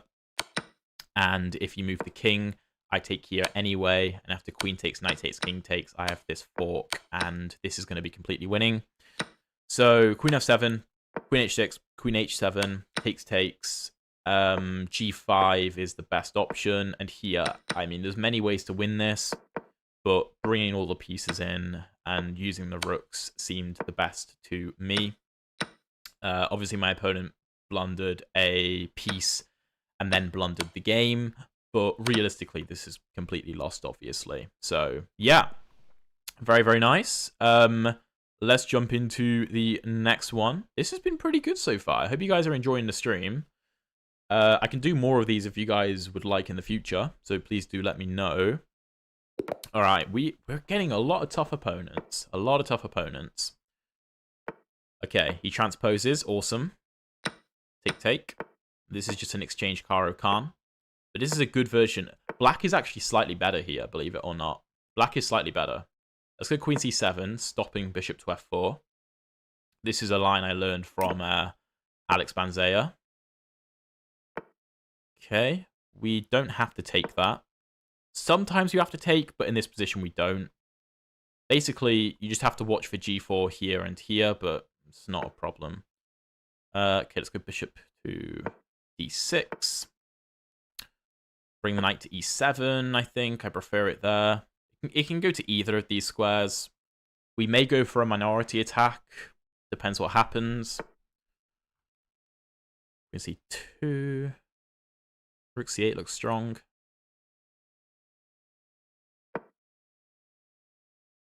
I am allowing this. Maybe I should have gone here. But my point is that if here I have this, and after pawn takes, queen takes, bishop takes, rook takes, I only win a pawn, but yeah, that's fine by me. And also I have another threat of knight to b4. And after pawn takes, queen takes, bishop takes, rook takes, material is equal, except these pawns are very weak, and I have the open c file. So positionally, that's very good for me. And I have the bishop pair, although I probably will lose my light squared bishop for a knight, but that's fine. So, okay. I'm delaying castling because there's no massive rush to castle. There's no massive rush. Also, with knight to b4, white is not obliged to take the knight, obviously, but I'll happily win the bishop. Okay, let's offer a bishop trade. Could take with a knight. I think I prefer taking with a pawn, though, and bringing a knight to f5. Okay, queen d3, knight f5, pawn c4. Could castle. Should probably castle. Because c4 stuff could be annoying. Knight f1. Okay, let's go knight f5. If g4, he's kind of just creating weaknesses. Maybe knight f5 is premature. Maybe it's better to start on the queen side, or maybe knight to 2a5, trying to hop into the light squares. He does go g4, yeah. Okay, let's come back. Is this any good?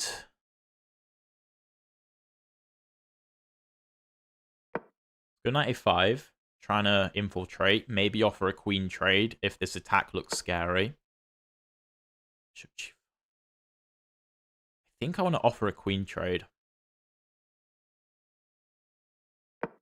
Because I am slightly scared of these pawns, I'm not going to lie. I'm not going to lie. So I'd rather get the queens off the board and get a beautiful knight on c4 while I'm at it.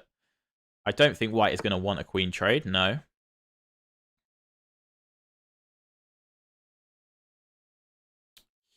Here.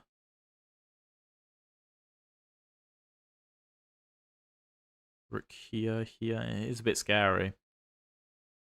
I don't think there's any way for me to force a queen trade.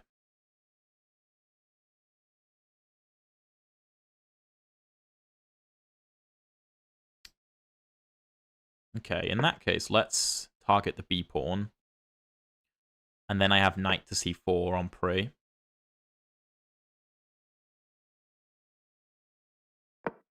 Wait, where does this queen go? c1?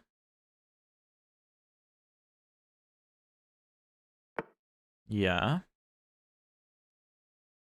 I mean, doesn't this just win?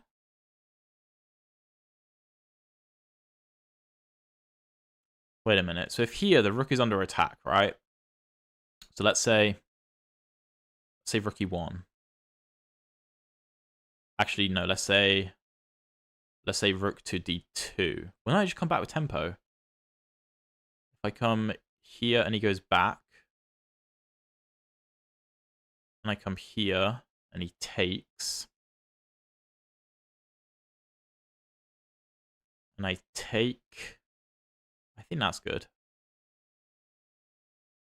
I think that's good. Let's do it. My bishop's keeping a hold of the knight, so that should be fine. Had a similar position recently. The pawns have nothing, actually. Yo, how's it going, Freddy? I mean, this is scary, to be fair. Whoa. That's not a move I considered. It's actually quite a good move. Okay. Well, I have to get my knight out of there and give this away. Let's kick the rook out.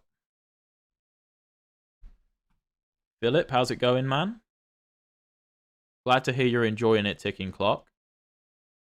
I mean, can't be a bad thing forcing his knight back to G1 though, eh? Alright.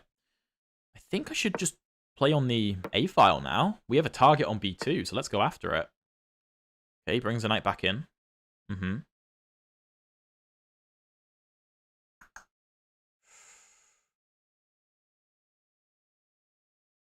Let's go knight C6. Maybe going for this. I think we have a lot of play. Okay, there's H4. I know in some lines you're supposed to go for F5. I'm not sure this is one of them because of E6. Here. Knight moves. Well, I guess my rook is... Well, let's take here. Okay, maybe I shouldn't have done that. I don't know. I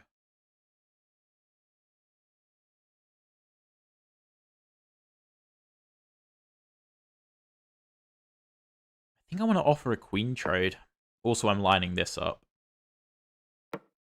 And I want to take... I think this makes sense. If the queens come off the board, I don't care about the king's side. It becomes irrelevant. Yeah.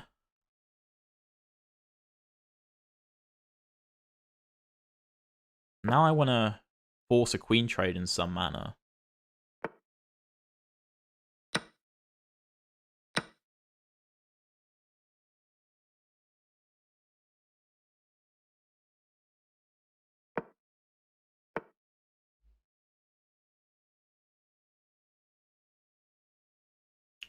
Am I good?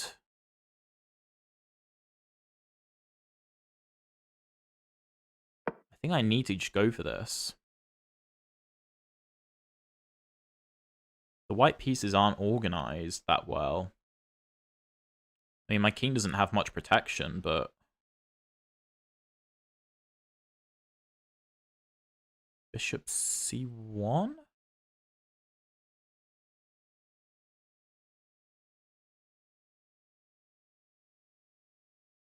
It's a move. Bishop C1, yeah, he goes for it. Goes for it. Good move. I think maybe I have this.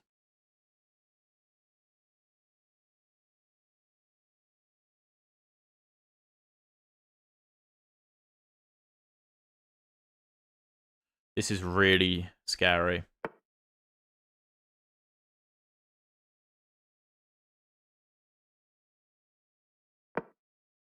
This is really scary.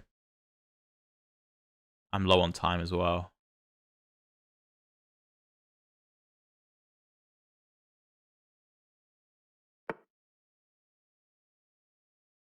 Okay, let's trade. I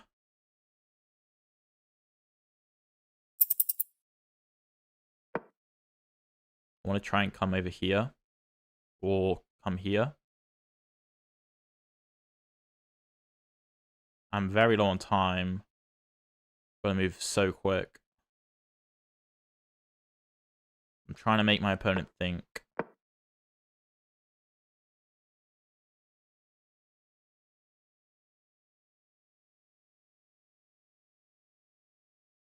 Okay, he's using up a lot of time. Okay, let's swing my queen around. Here. I'm hitting the rook.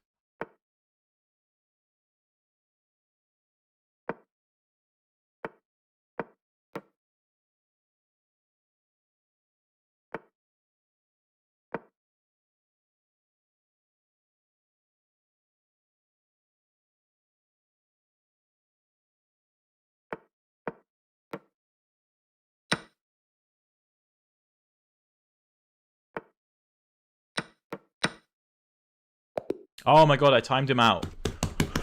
Ooh, bloody hell. Lovely. Okay, I'm going to go to the loo quickly, then we'll do an analysis. We're getting towards 2300. All right, give me a minute.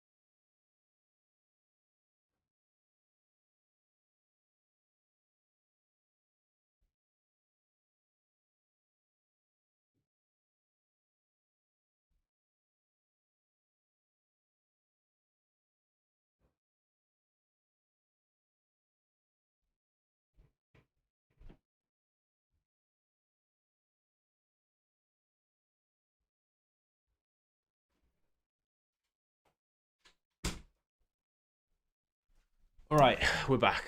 Sorry about that. That was a good win. Okay, so the opening was nice. We're slightly better here. E6 is good. We're playing this perfectly. Literally all the best moves. Knight G2 E7, Queen C2, Rook C8 is best. Rook C8 is a tricky move because White wants to go Knight to E5, but he can't because of Knight D4. And after this, and this is just much better for us. And if White does, I don't know. I mean, what does White play here? If he plays something like, let's just say, for example, B3. I don't know why you would, but let's say you would. I'll go here, and after takes, and takes, I'm not up any material after A3 defending, but the white pawns are not good, and I have a lot of activity. So A3. Here, H6 is better? What? Knight E5. Oh, I still have this. This looks odd to me. I guess White doesn't really have moves, though. So that is interesting. White has no moves. So, okay, Bishop G6. Could I just castle instead? No, no. Oh, we're playing this to castle. Right, okay. Bishop G6. Take. H takes. Okay, engine prefers knight takes. I think I was slightly concerned about C4. But after takes castles, I should be fine. So I think that was just seeing ghosts. Okay, we're still equal. Castles is good. Knight F1. Knight F5. G4. Knight back. King G2. Knight A5 is slightly inaccurate, but it's fine. Queen C4. Queen E3. Queen B5 is best. And after Rook E2, Knight C4, Queen C1. Here we should start with F6. Now I did actually see that F6 was a move. Rook E6 is no problem, because the knight's defended by the bishop, and the bishop is defended by the knight. After the bishop moves, this could be hanging. Okay, if the bishop comes here, we play takes, and G5. What? Queen C1. Knight G6. Oh, wow, that's really nice. That's really nice. Okay, and if the bishop goes over here, then we go E5. I did not see that possibility. DE5, FE5, and the open F file is quite nice. Okay, well, I took on A3. Knight G1, knight back to C4 is best. Rook A7, here F6 is best. Followed by G5. So here, Bishop G3, Knight G3, and then Knight G6. Yeah, I went Queen B6, Rook back. Here I should again go F6, but I went Rook A8. Basically, the engine is begging me to play F6, but I don't. So take. I am better.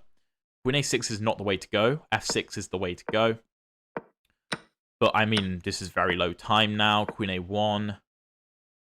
So what is the cost of my Caro course? Well, it's like a monthly thing on school because I'm releasing more courses and more like content to the courses. But you can get a free 7-day trial via the link in the description. And if you're not a fan, you don't have to pay anything. It's just a free trial, so you can check it out via the link in the description. Here, Rook A2, Bishop C1. Knight A3 is a miss. Knight E7 is better. Bishop A3 doesn't really do anything, I don't think, because Knight G5, and I'm in a lot of trouble. So Knight A3, Queen D1, Queen B1 is better, but I went Knight here, takes, Queen B1, Rook C2, Rook A1, H6, and then, I mean, I'm just trying to flag my opponent here. Queen F6, Bishop F8. I actually thought he was going to go H7, and after takes, I thought he was going to take. And I thought this was actually quite concerning. I guess he just thought maybe his rook hangs. So he has to beat B3 is the only move. And after I move my queen, Knight F3, okay, that makes sense. But it is difficult to see all that with no time on the clock. So I bring my queen back. Here I could have just gone Bishop H6, and then I just very easy to defend. Here I blunder mate in 5. After here, check. No, actually, you can't play check. Yes, go King G3. What? Wait, it's not that. Oh, wait, no, it's Knight G5. Oh, of course, right. But okay. We go for this. Rook d2, and I'm literally just blitzing out moves to try and flag my opponent. And here he runs out of time. So yeah, we're getting up there. 22-66. Ooh, this is our toughest opponent so far. All right, Sicilian will play the Alapin. Let's take knight f3. Okay, e5. I think we're supposed to go d4 anyway. Take. Yeah, I think knight c3. Takes. How do we do this? Oh, it's £19. But you can get a 7-day free trial. I'm not trying to like leave anything out. All right, I think that this queen trade makes sense, even though he can ruin my pawn structure. I think the bishop pair is well worth it. I think, and with a nice knight in the center. So I don't think he's going to take here. Okay. Bishop d2 looks interesting.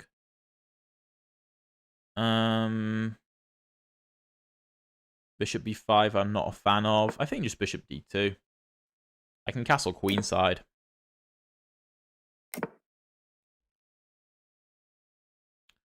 This looks reasonable. Didn't really consider knight g4, I have to say.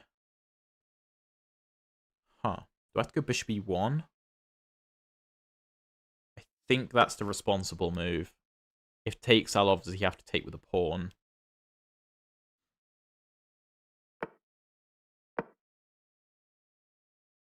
Oh, I shouldn't have done that. That was silly. I should have just gone h3. That's dumb. Okay, that was silly. That was silly.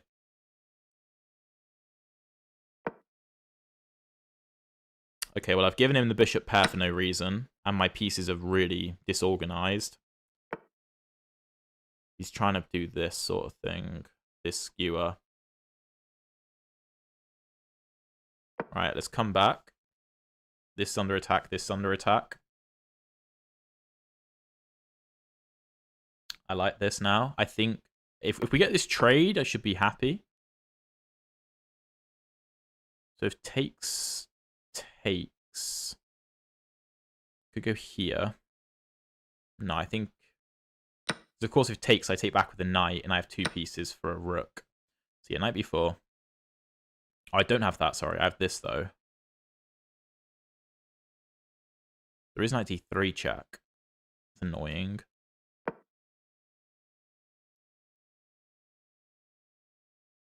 That is very annoying. Rook d8. Take, king e3, rook e8, king f4. This is why my opponent is 2350, I guess. Oh, I completely missed I was hanging that. But now he gives me a chance to consolidate a little bit.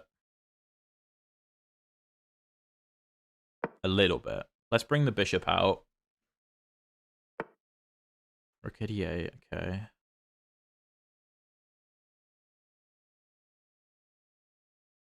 If I come here, I'm asking for trouble, so I probably have to take.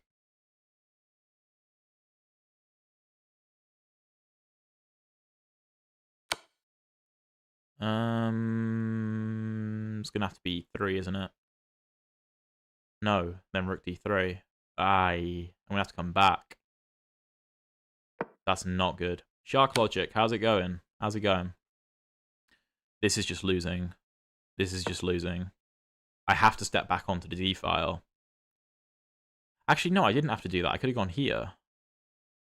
The knight can't... Ah, that was silly. That was silly. I didn't have to come up at all. Yeah, now well, I'm hanging this anyway, to be fair.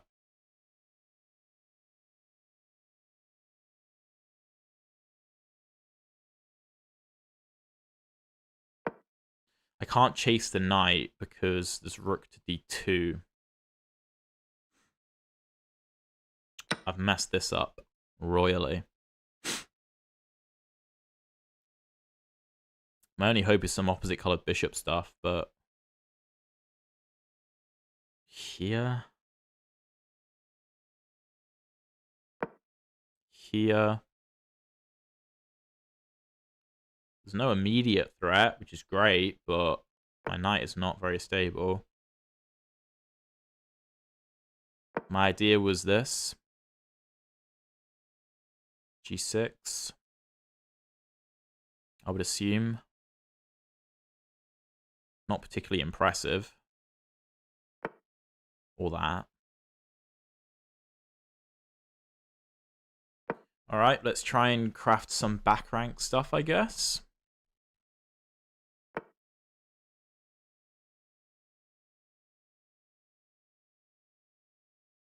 It's a good move. I'm just getting myself into trouble, actually. Well, I don't really know what I'm doing. My king has no moves. Also just this. I'm completely messing this up. I mean, I'm lost anyway, but I'm making it very easy for my opponent. Yeah. And then he just attacks my rook. I can get a trade, I suppose. But I guess it's just here. Okay. I get a rook trade. I'm not sure I can hold this, but I'll try. I'll try.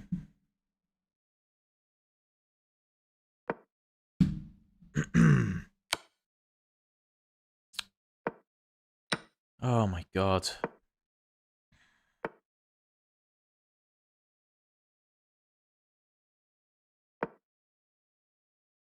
This is horrendous. Now I'm down 3 pawns. I don't think that's even drawing, even if I get the knights off the board.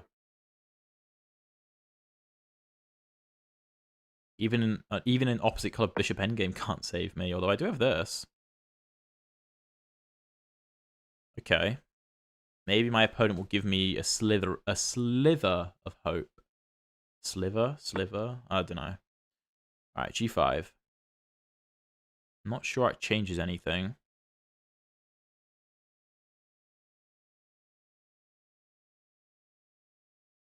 Alright, let's come back.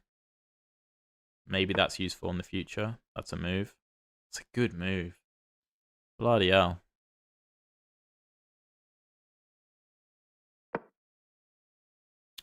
Yeah, now he can hold on. Just moves the pawn. My king still can't enter the position, which is very annoying.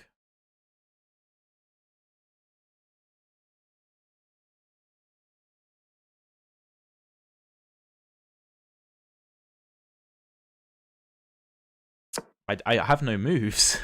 I have no moves. What do I do? What do I do?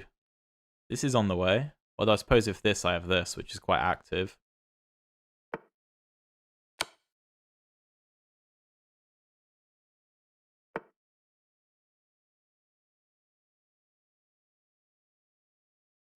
Nah, he's playing this so well. I have nothing. I'm also just allowing this for some reason. I mean, I couldn't make it any easier for him. Wait, why is he going into bishops?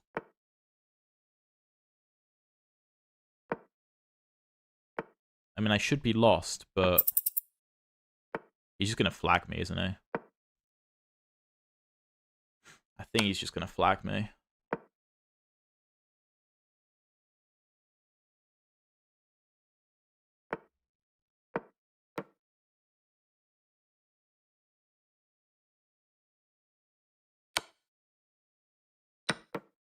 I don't know why I did that. Okay, I don't know why I just sacked my bishop. That was really silly. The opening wasn't bad, actually. I know this is a decent line. Here, bishop d2 is actually better. Okay, I should have played that then. But I still thought this was fine. Yeah, bishop d2 is not necessary. I should just develop normally. After something like castles. I don't know why I was worried about this, because I said I was happy with this, and I should be. Like, if the knight develops, I'll just take, and then I have the bishop pair. Yeah, my opponent just showed why he's a, you know, almost 2400 rated player, just outclassed, which there's always going to be someone better than you in there. Like, it just is what it is. But all right, let's go. Another Sicilian. Let's go for the Alapin again.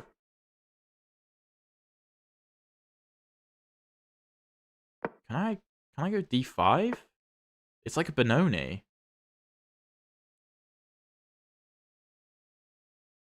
This is just like a Benoni. What?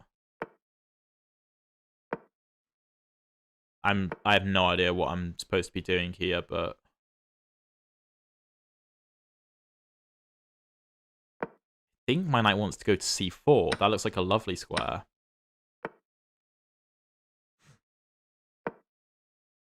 I mean, I have this, I have this.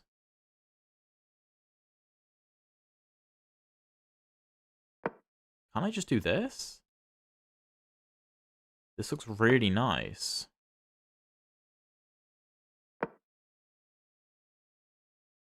And I'm just I mean, I have very little development, but does it matter?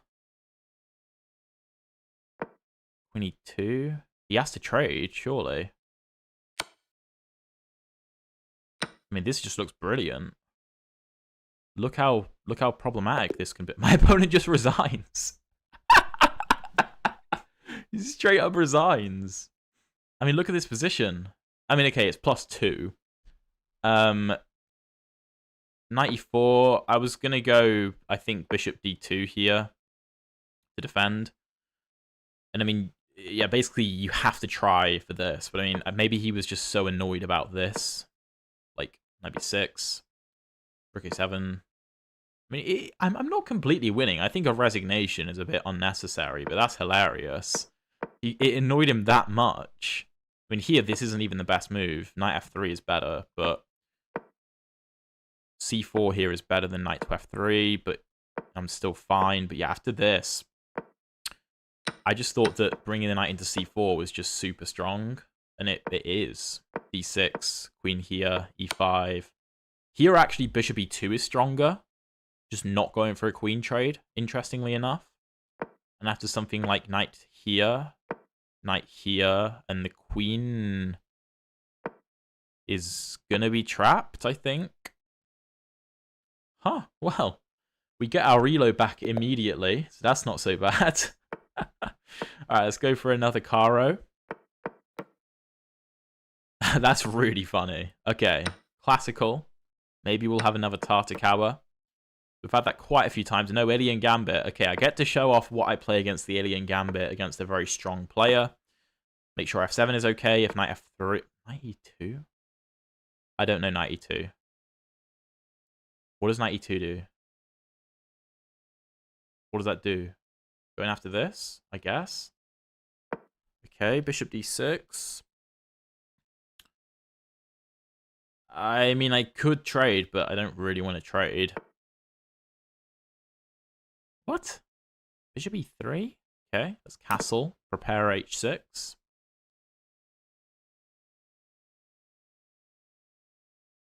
Queen d2? Knight e4. You got 2300 lead. 2300 blitz yesterday. Nice, nice. Well, hopefully I can go for the same. Let's go a5, preparing b5 to hunt the bishop. I mean, he's playing h4 to discourage me from taking the knight, so he can take back with the h-pawn and open up the h-file. And also he's trying to discourage this because of take and take, which is like a sort of fishing pole. But I'm just not even going to entertain it. I'm going to try not to entertain it. Okay.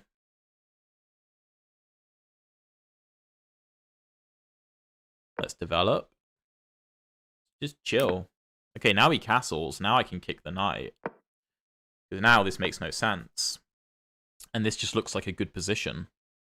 Let's go knight d5, hitting the bishop. And now why is this pawn on h4? It could be a target. And this is how I like to defuse the alien gambit, is just by not letting my opponent play the alien gambit. Now I'm threatening take and take. And yeah, this is also what I recommend in my course, which, I mean, I think this is by far the best way to play against it from a practical perspective, because, I mean, I personally don't want to just be studying loads and loads of theory, and I would assume a lot of you are the same. So this doesn't require loads and loads of theory. Let's take back the e-pawn. I think I prefer that. Open e-file could be useful. Okay, so I could play take, take, and take. One option. I mean, I don't really see why not. It's not like my opponent even has the bishop pair anyway as compensation, because he already traded off his light squared bishop for my knight on d5. Okay, let's just come back.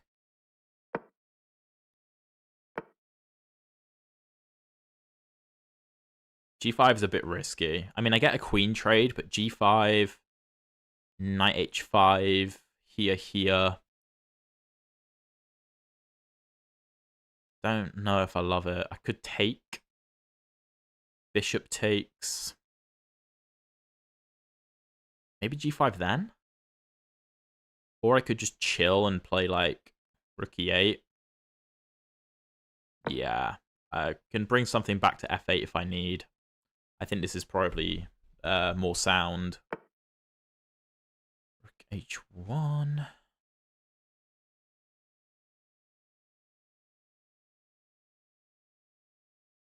Let's go rook E4, trying to double up. And just applying general pressure. If he moves the knight, I'll happily trade the queens.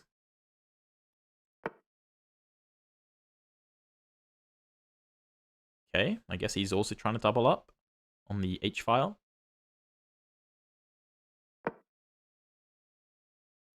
Okay, let's double up on the E file. If I take and take, I don't really have anything there. If I take,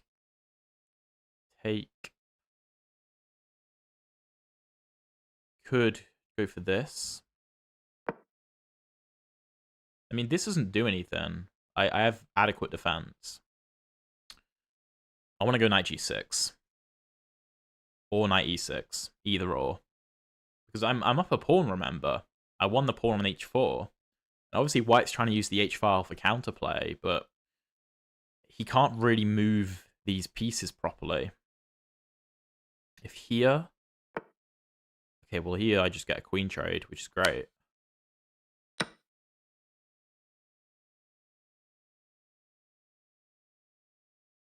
No, that doesn't work.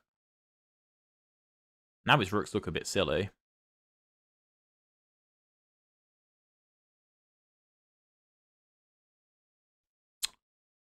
What should I actually do here? Would I rather my knight? Yeah, I think I would. Let's go via H7, just so I maybe want to go to G5. If here I just snap that. Okay, I'm trying not to fall behind on time. What? Surely not. Check. King up. What is that?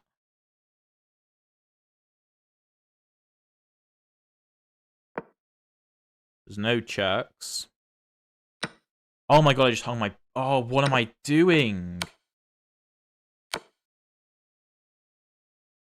What am I doing? I just... Oh my god. Just hung my bishop. Spectacularly. Right, okay. Well, now I'm an idiot. What on earth am I doing?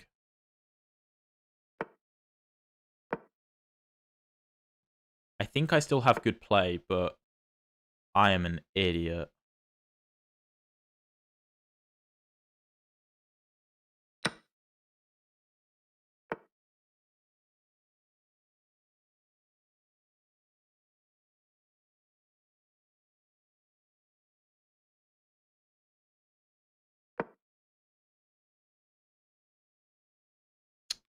I don't know what I'm doing.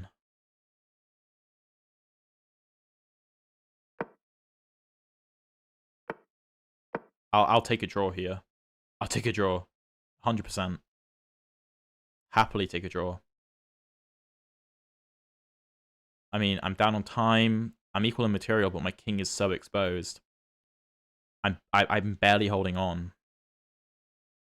I'd love a draw.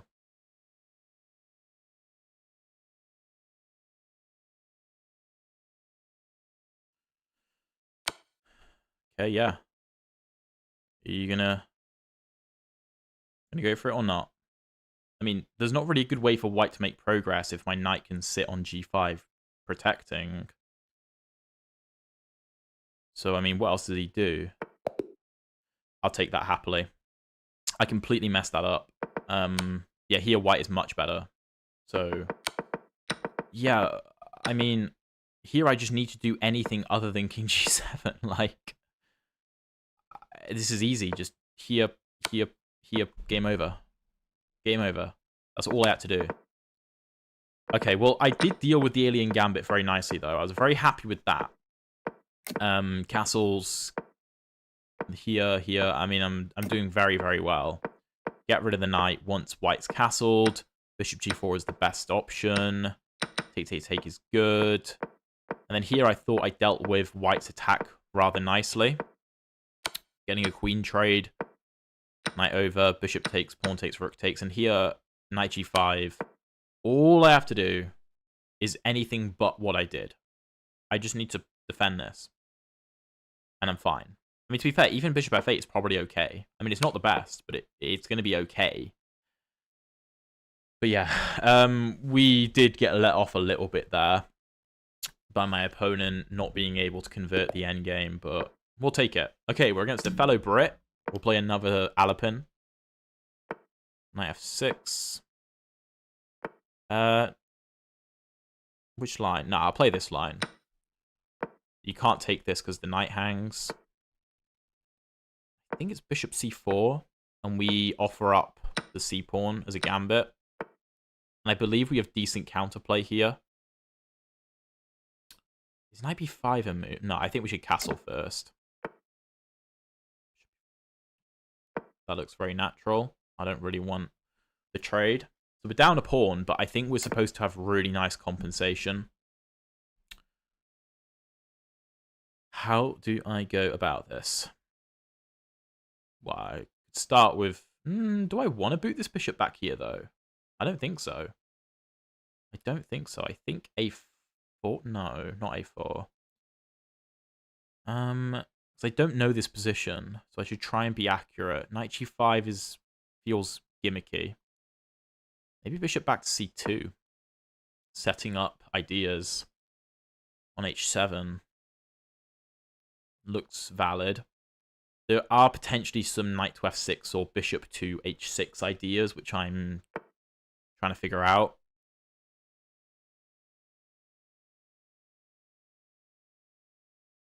That makes sense.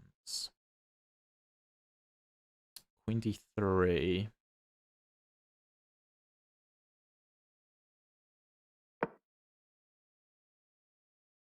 So if knight f6 check, he does have knight f6 defending, but that's not really the end of the story, because I also have this. Forcing this.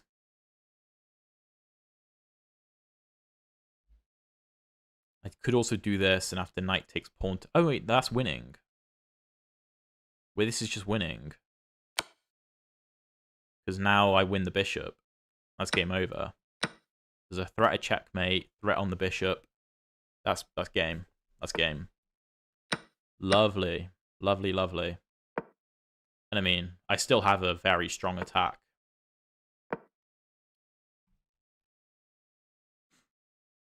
Yeah, knight f6. Bishop e7 is not the way to go because of that tactic. We'll go a3 to stop this. My opponent's playing on. I guess maybe I do have to be a bit careful of his pawns in the center, to be fair. So let's just make sure they don't do anything annoying.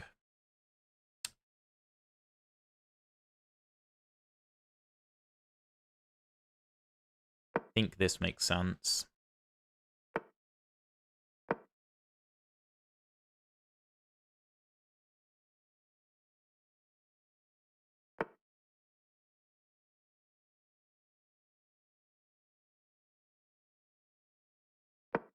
try and get the pawn to h6, I think.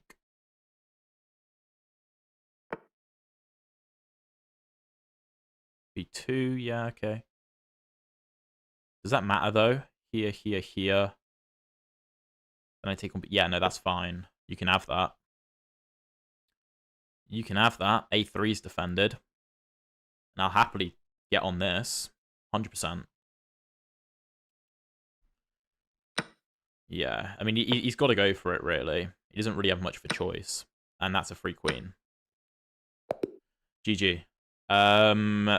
Okay, well, that was rather nice. We are now on 2275. I'm not sure we're going to make it all the way to 2300 in this stream, because I do have other work to do. But based on the average view duration so far of this stream, you guys seem to be enjoying it. Is this a good format? So, okay. Okay, this was not a clean opening. So, bishop e3 is correct, and dc3 is a mistake. So we are actually better here. We're much better. Bishop f4 is supposed to be played, though. Oh, because we're... Oh, right, so castles is bad because of d5. And now we can't take en passant. Well, we have to take en passant, but then black is fine. So bishop f4 is the key move, because then if this, we take en passant and we're up a clean pawn. Right, that makes a lot of sense. Okay, so bishop e4. Knight e4 is best. Now there's no pawn to d5. So that makes a lot of sense. And here we're just much better. Bishop c2 is not that good. Knight fg5 is good. I did consider this move. I thought he could take on e5. Queen h5, h6. f4. Whoa, this is very, very aggressive. So what about if he just goes h6? What's the point? Queen d3, sacrificing after here and here. We rotate. Ah, okay, that makes sense. So I'm a bit slow. Queen d3, bishop e7, and here we're just completely winning after knight to f6 check. Very, very nice move. After knight takes, e takes, the bishop and mate both hang, so you have to stop the mate. And then this isn't necessarily the most accurate conversion, but I thought going for this was very nice. Offering up the b2 pawn. Obviously, my opponent blunders his queen, but if he goes to the only safe square, which is h8, I take on b7, and this is glorious. I mean... How do you even defend this?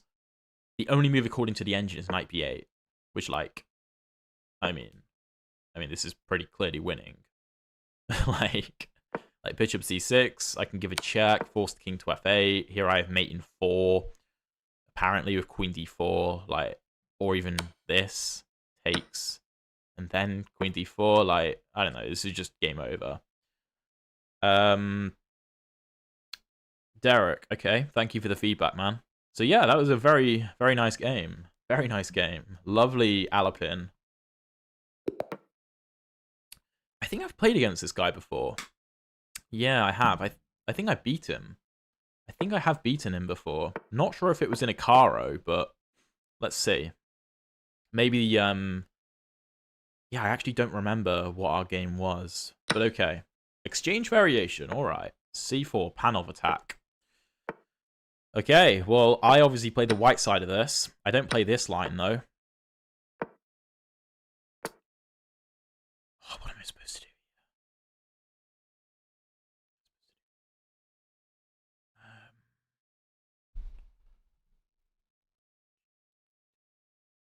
I think it's bishop e6. Stopping d5. I think this is the move.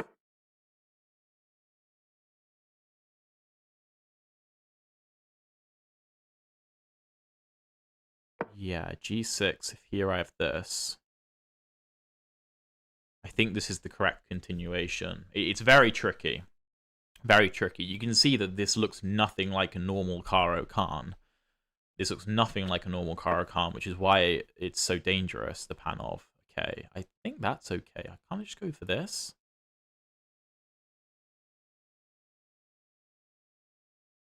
Or is it supposed to be bishop to d5? Oh, yeah, there's some problems with queen f3, I think. So I think it might be bishop d5 that I'm supposed to play to defend off of this. But I think I get significant counterplay on d4. If I get bishop g7 and castles, I should just be better. I think. If takes, that's fine by me. If takes, that's fine by me. It's definitely the better way to do it, though. Okay. See if he retreats or not. If he, like, retreats and I castle, I should be doing fine. Okay, let's castle. Probably e6. Okay.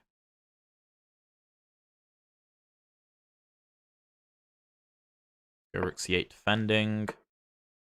C5. Can I just take this? Yeah. You can take on c6, but it doesn't really matter because b2 is hanging. I think we're better. Oh, wait, he does have this idea, though. That's annoying. Knight d5 doesn't work, so if take, and this. Although if takes, I could take the knight, actually. Feels risky. Could play rook e8, just defending. Although here, I have this. Okay, that's true. Okay, let's do that then. Still threatening the b2 pawn. Material is equal. These pawns are weak. I mean, I have one weak pawn. White has two weak pawns. So theoretically, I should be fine. Maybe better. Queen a1? Don't know. Ticking clock. Have a good one, man. Thank you for tuning in, and hope you enjoyed. If queen a1, though, if takes, I have bishop takes, because if knight takes, the rook hangs. All right, rook e1. Okay. Annoying move. Maybe I have to go for this. Could do this. Don't know if I love it. Might be I don't want to do that.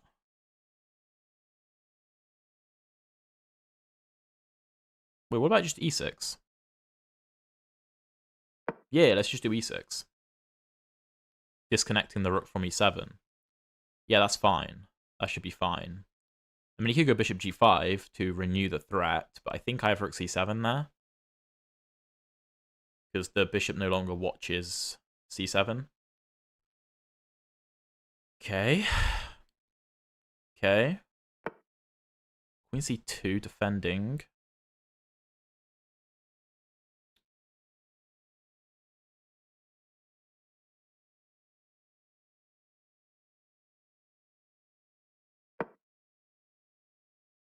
So now if this check, I can take and my rook is well defended. I'm pretty sure that's a blunder. My opponent didn't consider that I can take with the knight, not the rook. So now I'm just winning.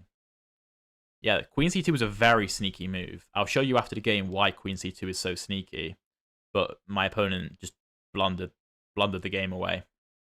Completely blundered the game away. Yeah, and he resigns. GG.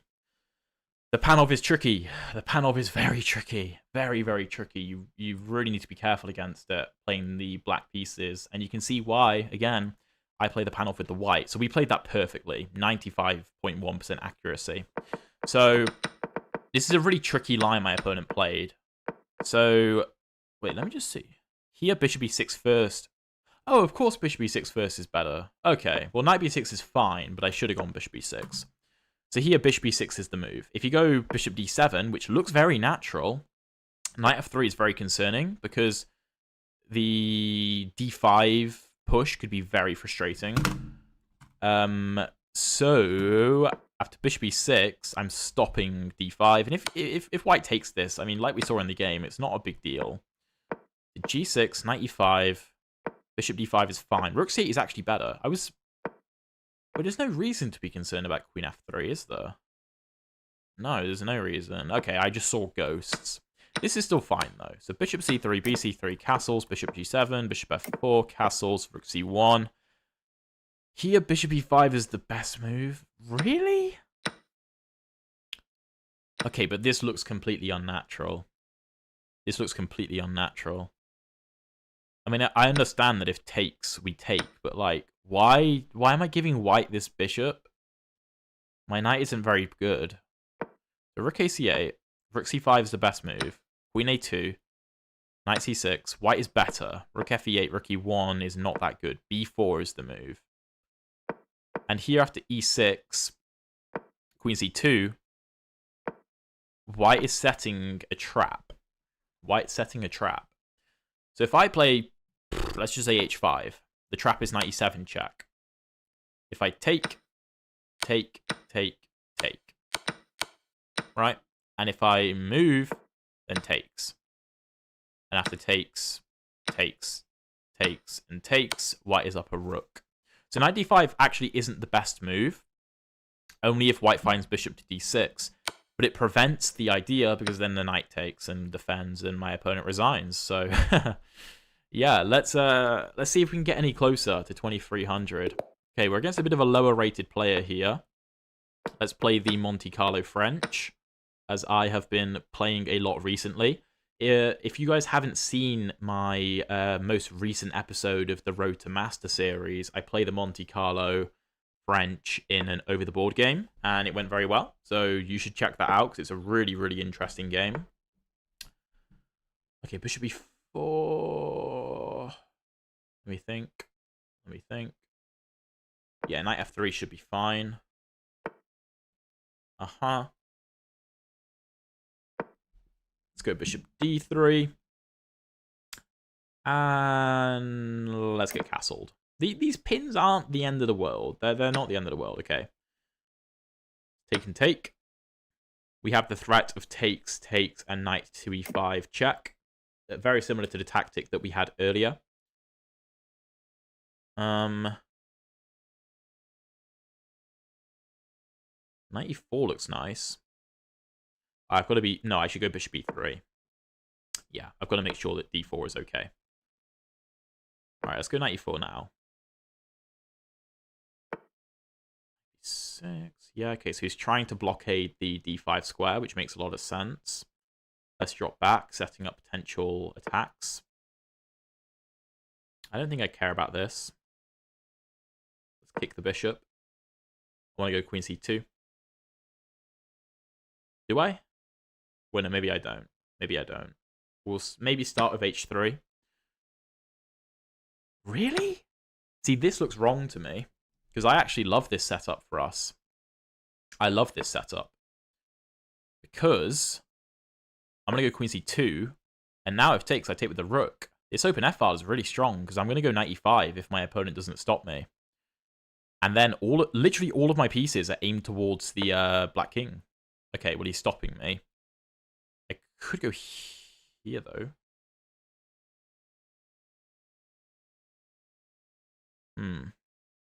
Obviously, I'm aware of these ideas. I'm not sure they work. Take here, here. It doesn't look like it does anything. Let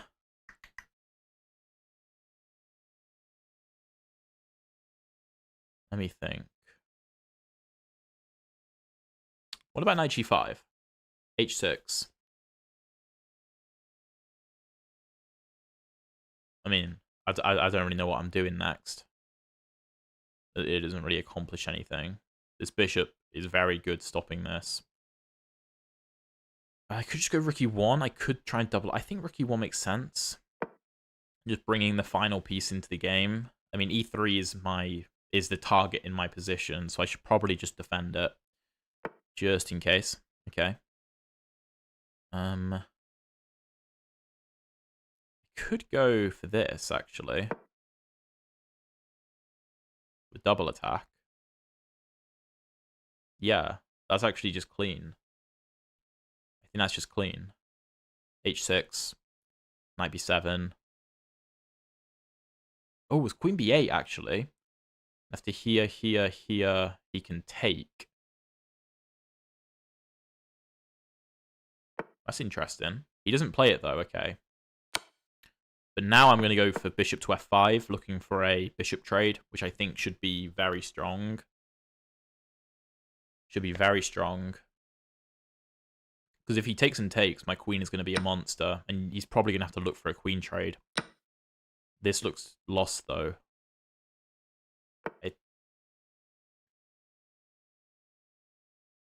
This is lost. because I have the very nice tactic here of bishop here to g8. Bishop g8, discovered check. Getting out of the way for my queen to deliver checkmate. Now, I can't pre-move it, because he could play a move like queen h6. But yeah, that's just game over. That's rather nice, isn't it, guys? How's that? How's that? Tempting any of you to play the Monte Carlo, perhaps? 90.8% accuracy. Lovely. So, I'm not sure I played the opening perfectly. I mean, bishop g4, bishop d3, 97 castles. I'm actually just much better here. Wow, I'm much better.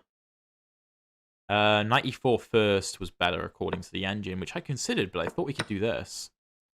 And after this, what's my compensation?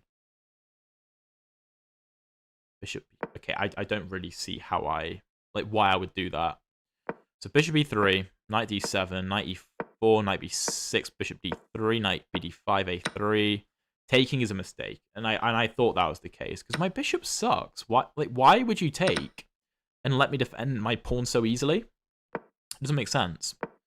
Okay, knight c5 is strong here, attacking, and if rook b8, I have this winning the bishop. I didn't see that.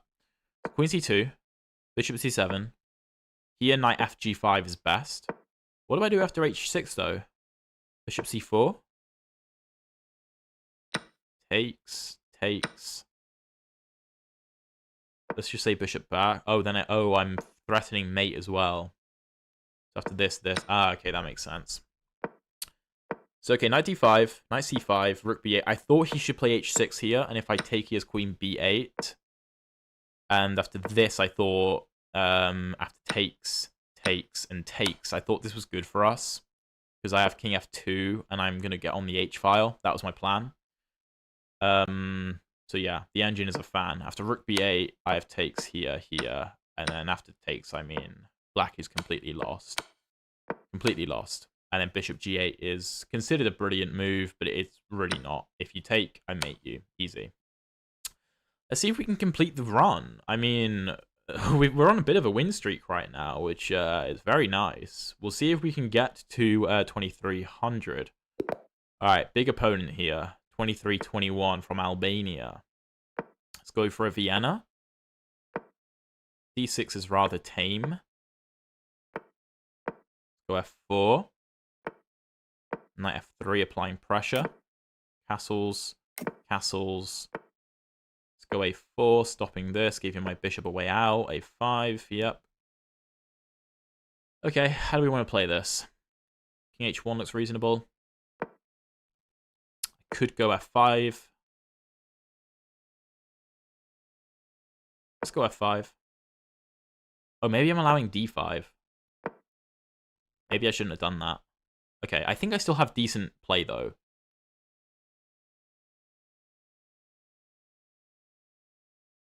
How do I want to do this? How do I want to do this? Let's go bishop g5. I think my bishop's decent here.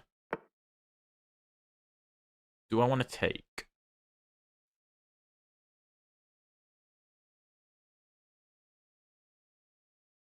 I think so. I mean, this would hang. I could go here. I think this makes more sense. I don't know. If I go here, he takes and he defends. I could go back. Do this. Yeah, I think I like that. So obviously this comes with tempo on the bishop.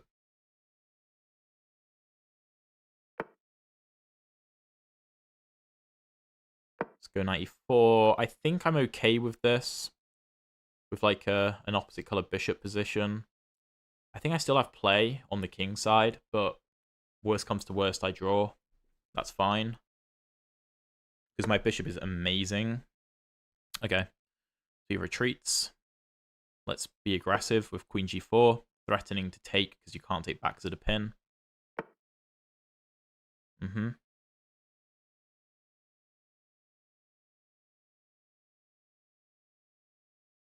Let's just go back to make sure this is all defended. Oh my god, what am I doing? I think I'm just lost. That's really silly. I don't know why I did that. I literally knew this was a problem. That F5 was a problem, but I just... Yeah, I don't see a way out.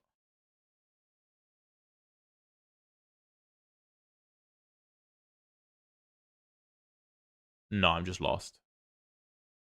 I don't know why I did that. That was just really dumb. Okay, I guess the question was... Yeah, I shouldn't have taken... I should have gone... Oh, of course, G4. I've got a really nice attack here. H4, G5. Yeah, I did play this correctly.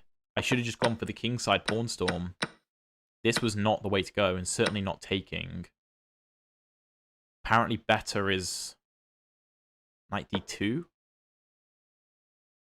Oh, and then if this, I have this, and this is gorgeous. Yeah, that was really silly. Completely unnecessary, but...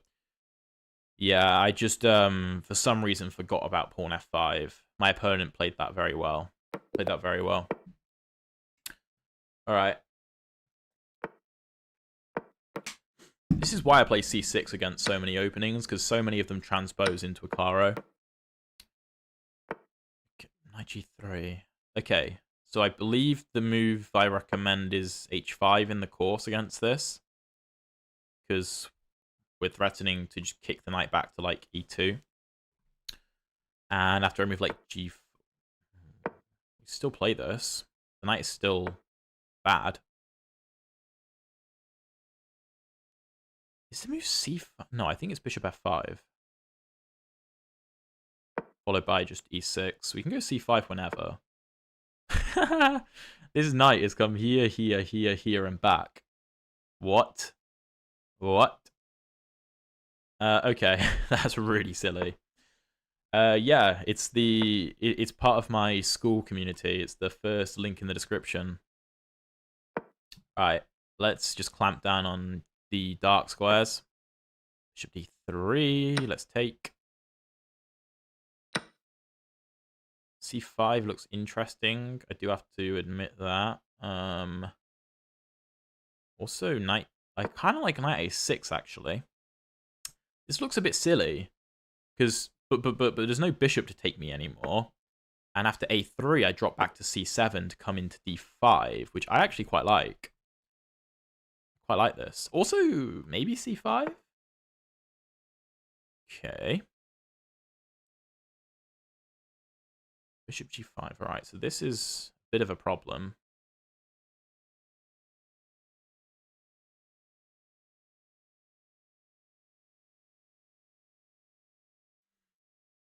I can't say I'm thrilled with the h4 pawn being as it is.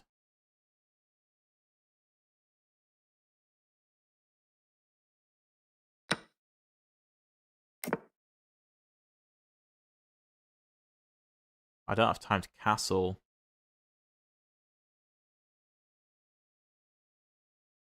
Wait, no, okay. If rook e1, I have this. I can play like f5. I know I'm losing h4, but if I can castle queenside, then... No, I'm not a student. I'm not. Okay, so he goes takes. Interesting. So he's ruining my structure. But his king is not all that safe. Yeah, queen f5 is a good move.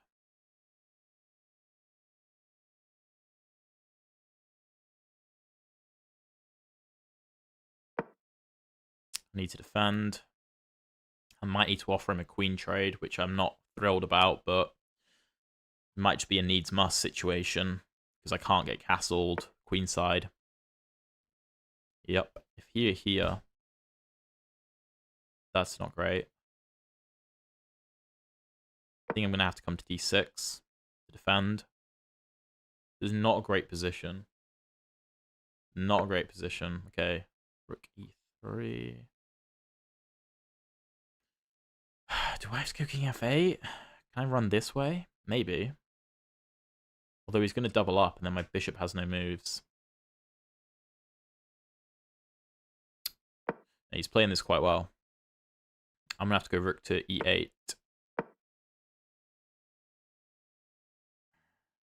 Now, my king is very exposed. I can't move my bishop. My queen has no moves. Neither of my rooks can really move. This is just going to be game over. I don't know what moves I can play. H4 is going to fall, and he's going to bring his knight over here, and the game's going to end. So what do? I guess F5 is the only option.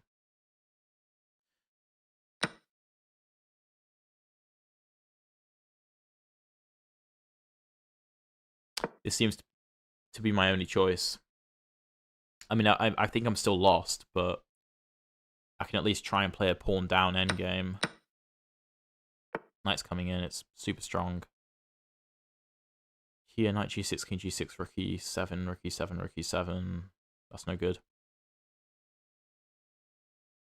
I'm going to have to defend like this. Can't do this because it takes a check and then the rook hangs.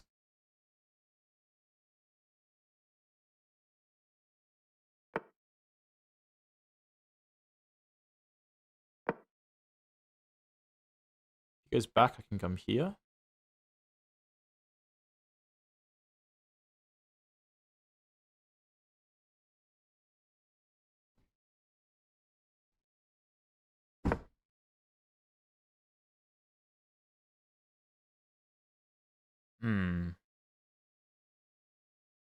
I just can't move anything. I guess I want him to go rook g6. Yeah, no, he finds the move I was concerned about. Yeah, now my rook hangs.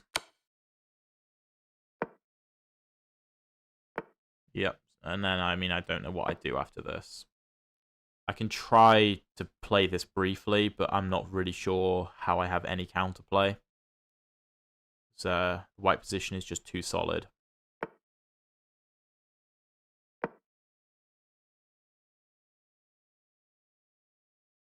I mean, I can try for some pawn attack, but yeah, that's shuts that down.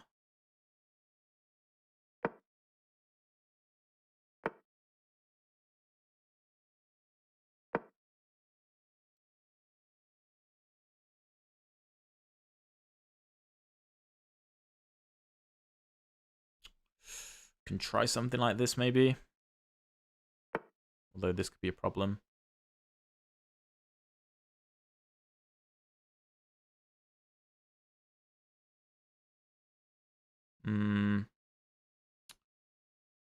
G4 ain't going to accomplish anything.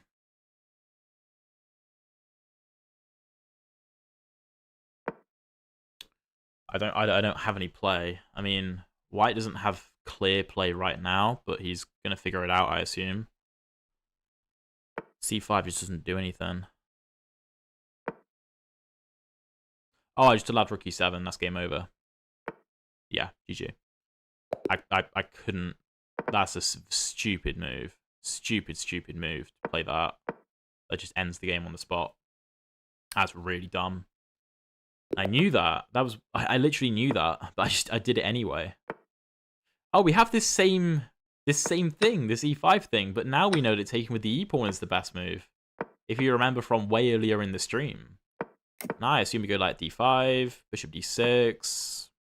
Yeah, this looks rather nice.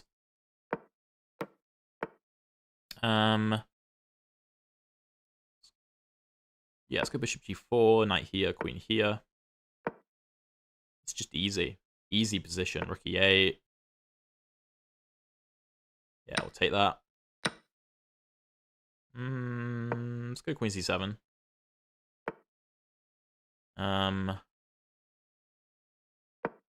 Rook e8. Oh, I just realized I'm allowing this. But I guess here I can take the queen.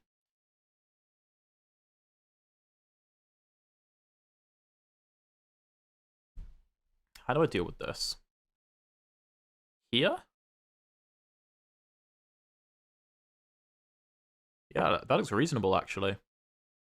If here, the knight will have to move. I don't know what that really does. Let's double up. C5 potentially on the way. What? No. C5, queen e6. This looks very strong. Looks very strong. Triple up on the e-file. Knight back. So we're not delivering a checkmate. Do not play this. We're not delivering checkmate. Because after we sack the queen, you can just block with either knight. So let's not be overzealous.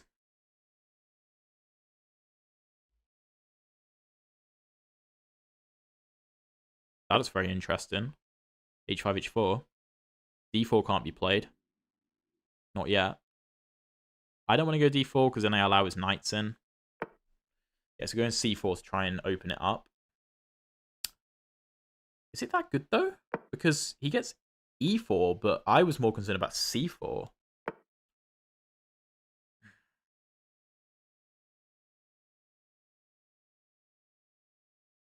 No, I don't want to do that. Knight here. H3. Don't really accomplish anything. Rook here. Queen here. Could go here immediately. Not sure what I'm doing though.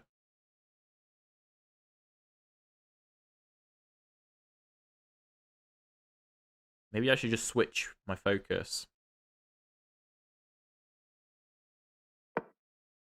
If takes, I'll just take. Like, that's no problem. I'm defending C5 loads of times. You can't really move this knight because I'll infiltrate. So I think we just switch the focus a little bit. Let's go A5. I want to go A4. He goes B4, just take. Looks fine.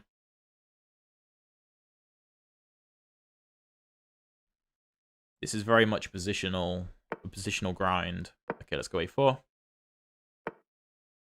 B3. Okay. I think I take this.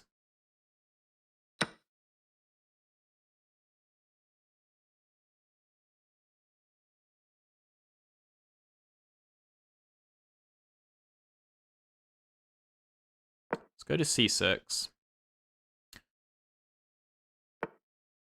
And then pawn B6, so the knight is defending.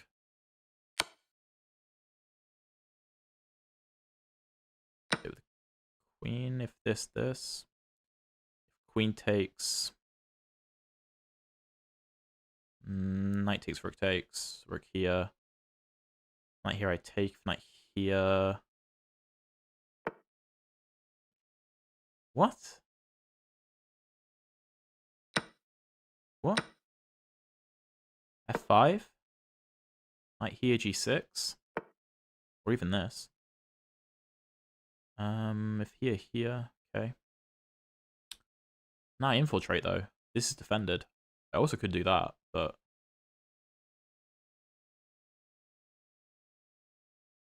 probably want to come around this way, don't I? I'm not sure if trading a pair of rooks makes sense. Probably does. Or does it? Because then his knight might get access to E6. Don't know. F1, okay. Well, here I wanted to just bring the rook to A2. Sure. Here there's tricky moves. Let's just take. The knight's coming at E6. Here. G6 here. Here. Just going to try and hop over to the D5 square to target this. I think that's okay though. I think that's okay.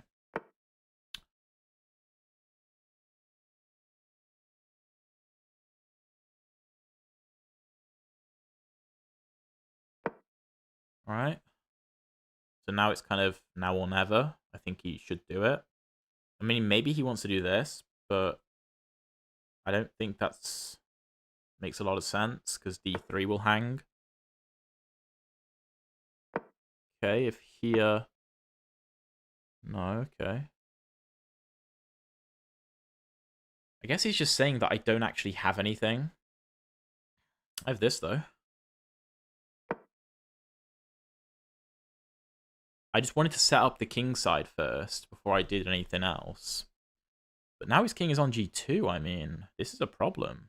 Because he's not going to be able to take. If here takes, he can get over in time. So if here, I'll have to do something else. Okay. Yeah, he does do that. Give a check, see what he does. Give a check, see what he does.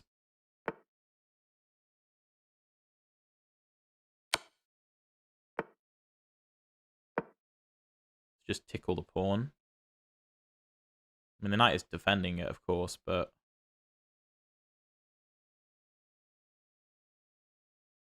Should I bring my king over here so my knight can do something? That might make a lot of sense, actually. Let's do that. Let's bring my king over. Yeah.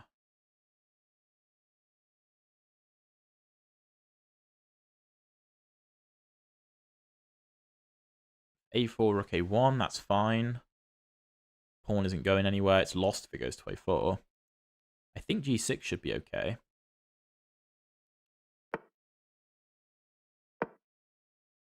Oh, I probably should have come here. Oh well. Let's come over.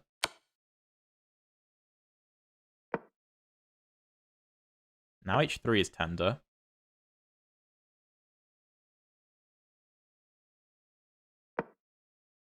I'm not sure about this move. Yeah, that was probably silly.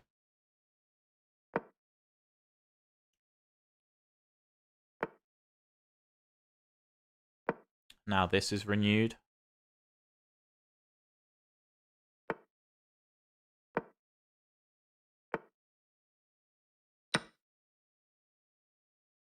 It's defended. I'm so low on time.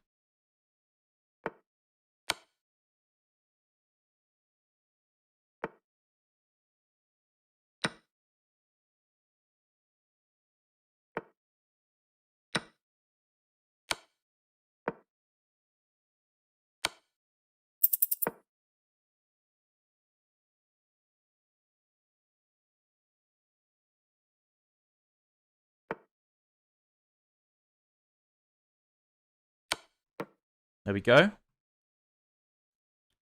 I'm so low on time, though. Wait, why did he resign? I've got 15 seconds. Why did he resign?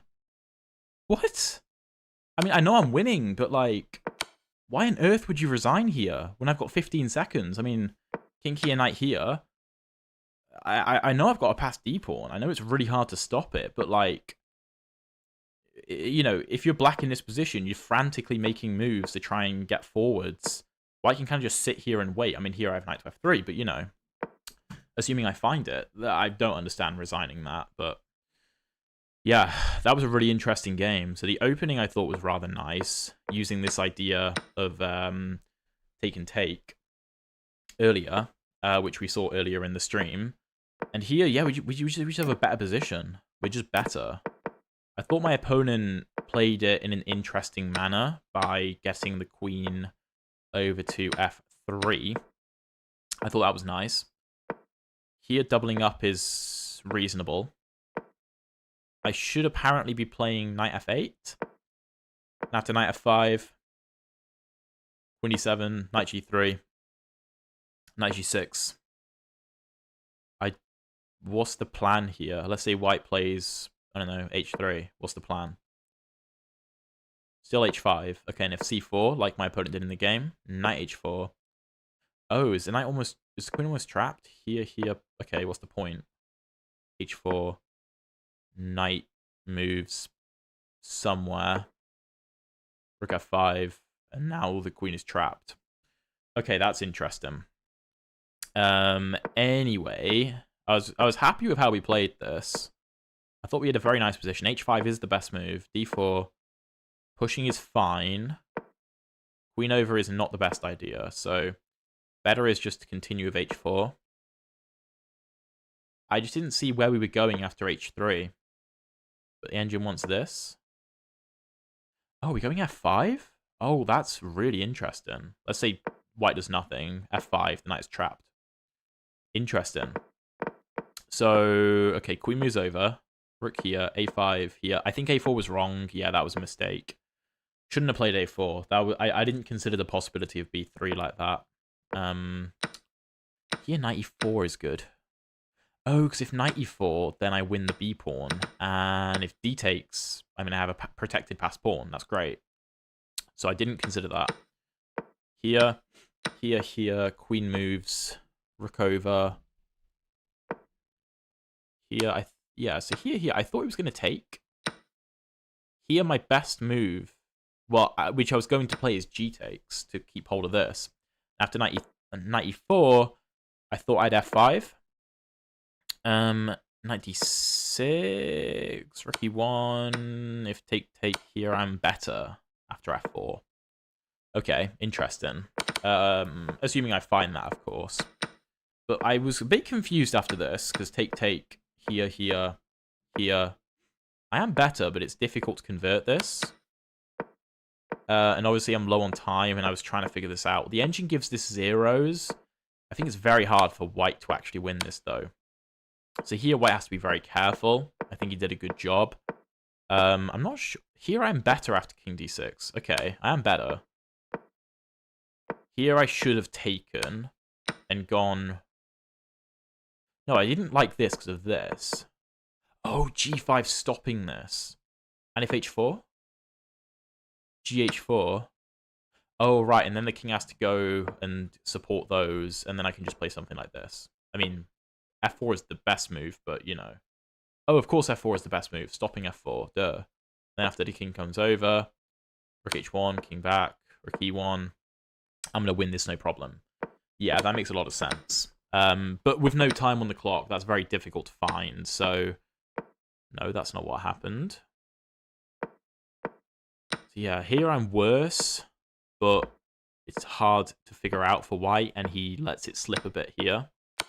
Knight e4, king over, knight here, rook here, knight here, rook here. Yeah, I play this rather well. And then, of course, my opponent blunders the discovered check. So, okay, I think I'm going to leave the stream there. I know we haven't hit 2300, but we're not far away, and I've got to go get to work. I'm also just tired. So I hope you guys enjoyed this stream, and yeah, go watch my other videos because they're rather good.